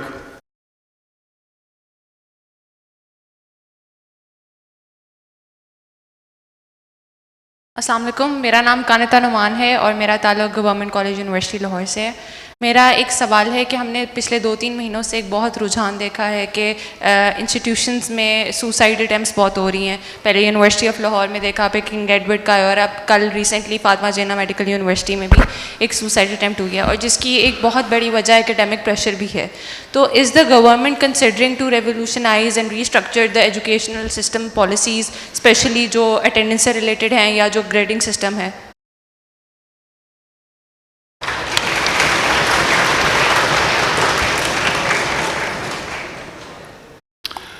میں واٹ از یور نیم بیٹا please once?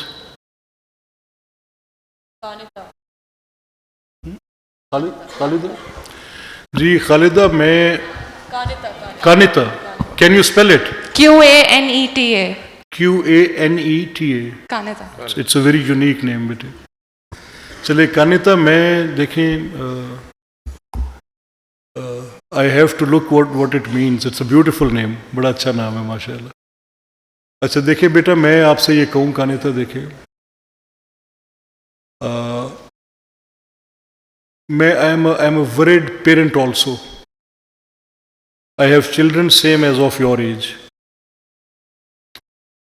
I have a daughter, 2 sons. They are all university going. So primary and foremost my concern is for my children. And if I find that in institutions like Fatima Jinnah or in an institution like Lahore University, where we have like 25,000 students, there are all different faculties there.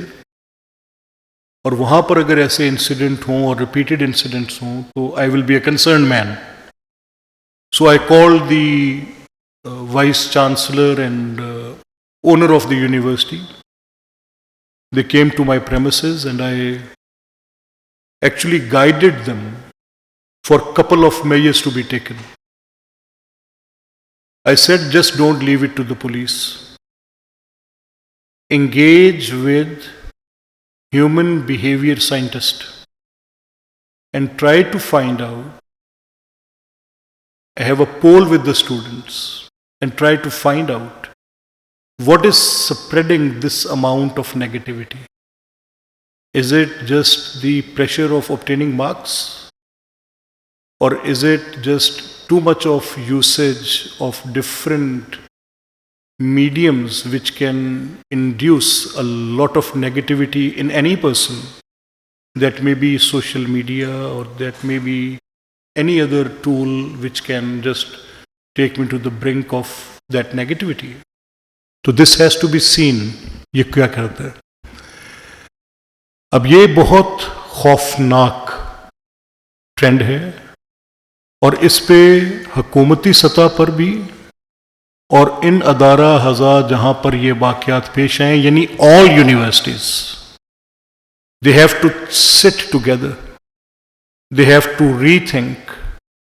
If the pressure is increasing on students to obtain a certain accreditation for getting admissions in competitive places, and it is bothering so much that we are getting suicidal reports almost like ایک مہینہ نہیں جاتا ہمیں خبر آ جاتی ہے. تو Kanita, trust me for this. I will hold them accountable. I will put these people, I will have a word with the Chief Minister also. اور میں خود بہت تشویش کا شکار ہوں اس بات پہ اور مجھے یہ لمحہ فکریہ ہے. اب اگر آ کے وہ مجھے کہیں کہ نہیں ہم نے پروب کیا ہے, وہ ان کے کوئی فیملی میٹرز تھے, اس کی وجہ سے بچی پریشر میں تھی, یا وہ لڑکا کسی وجہ سے بہت مایوس ہو گیا تھا اور اس کے یہ ایکسٹرنل فیکٹرز تھے out side the boundaries of the university, and he just happened to be here and he did it. I am not buying it. It is just coming very frequently. It is just happening time and again. So یہ آپ کی بات بڑی ضروری بات ہے. And what I will do is that I am forming, میں آپ کے ساتھ شیئر کر رہا ہوں, we are forming a parliamentary committee in which we will invite all the vice chancellors and we will go through the details. اور جو بھی ہمارا نیکسٹ اسٹوڈنٹ اور انٹریکشن ہوگا یہ اسپیکر اور عوام کے پلیٹ فارم سے, اس میں ہم اس کو اپنے آپ کے ساتھ بھی شیئر کریں گے انشاءاللہ. سر اگر آخری سوال لے لیں, کافی دیر سے ان کا ہاتھ کھڑا ہے, ویسے آپ کو مائک مل جاتا ہے؟ مائک ان کو اوپر دے دیں, اوپر. ہاں, اور پلیز اپنا سوال تک رکھیں, کوئی اسپیچ یا اوپینینس پلیز نہ شیئر کریں. Thank you so much. السلام علیکم. My name is Munib ul Hassan and I am from Forman Christian College University. My question is that the Pakistan elected government says that they have democratic authority, right? Or we know that the major decisions like on security, economy, or foreign policy happens outside the parliament or senate. Like on Trump Charter on Peace, uspe there were no debates were carried out in parliament or senate. اور ہم یہ بھی نہیں کہہ سکتے کہ middle asset کو ہم نے فالو کیا تھا اس کے اندر, کیونکہ سب سے پہلا ٹویٹ ہمارا آیا تھا, پاکستان کا آیا تھا ٹویٹر کے اوپر. سو آپ ہمیں بتائیں کہ how can we trust you guys کہ you guys are doing great job in parliament and senate. Thank you.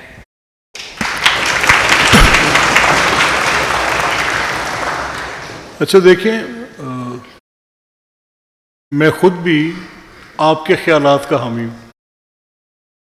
جو آپ نے کہا ہے یہ اعتبار میں بھی ڈھونڈ رہا ہوں انہی عمارتوں میں, اور یہ مسلسل عمل ہے, یہ کرتے رہنے سے ہوگا. یہ میں اور آپ جب کرتے رہیں گے تو پھر ہو جائے گا. اس کو پریکٹس ہونا چاہیے. اس اتھارٹی کو, اس ٹرف کو آکوپائی کرنے کی شعوری کوشش ہونی چاہیے. یہاں پر ایسے اسپیکر آنے چاہیے जो कि यूथ को, बच्चों को इन ऐवानों में बुलाएं, उनसे ये मुज़ाकरे करें, इसके दरवाजे बंद ना करें, इसको खोलें, ताकि ये जो मैं अपने बचपन से सुन रहा हूँ कि ये मुक्तदरा है, मुक्तदर ऐवान ने ये कहा, एम्पावर्ड पार्लियामेंट ने ये कहा, parliament is supreme, parliament is supreme, तो ये सुनते सुनते तो मैं जवान हुआ। अब इसकी सुप्रीमेसी की जहतें हैं और वो एक दिन में हासिल नहीं होनी, ये करते रहने का अमल है, इसको हम करते रहेंगे तो होगा। दूसरी बात आपने की फॉरेन पॉलिसी की। फॉरेन पॉलिसी किसी एक क्वाइन के रुख का नाम नहीं है। It has to be united, it has to be all concerned, उनकी राय लेने के बाद बनानी चाहिए। तो फॉरेन पॉलिसी जो भी होती है, आप जिसके मुतल्लिक बात कर रहे हैं, सूनर और लेटर, यानी मिडल ईस्ट में आप बोर्ड ऑफ पीस में बैठे हैं जाके, तो सूनर और लेटर जो फैसला एग्जीक्यूटिव करती है, चाहे वो बोर्ड ऑफ पीस में बैठने का फैसला हो, उसको पार्लियामेंट में जाना पड़ता है। ये नहीं होता कि पार्लियामेंट में बात जाती नहीं। अगर आप नहीं लेके जाते तो जो आपकी ऑपोजिशन होती है वो उठा लेती है, तो आपको जवाब देने के लिए आना पड़ता है, और यही इसकी खूबसूरती होती है। This is how it works. Eventually it lands there, it happens to be a place where everything comes down to that place. तो ये करते रहने का अमल है, हम इसको जितना ज़्यादा प्रैक्टिस करेंगे उतना बेहतर होता जाएगा। Thank you Meeran.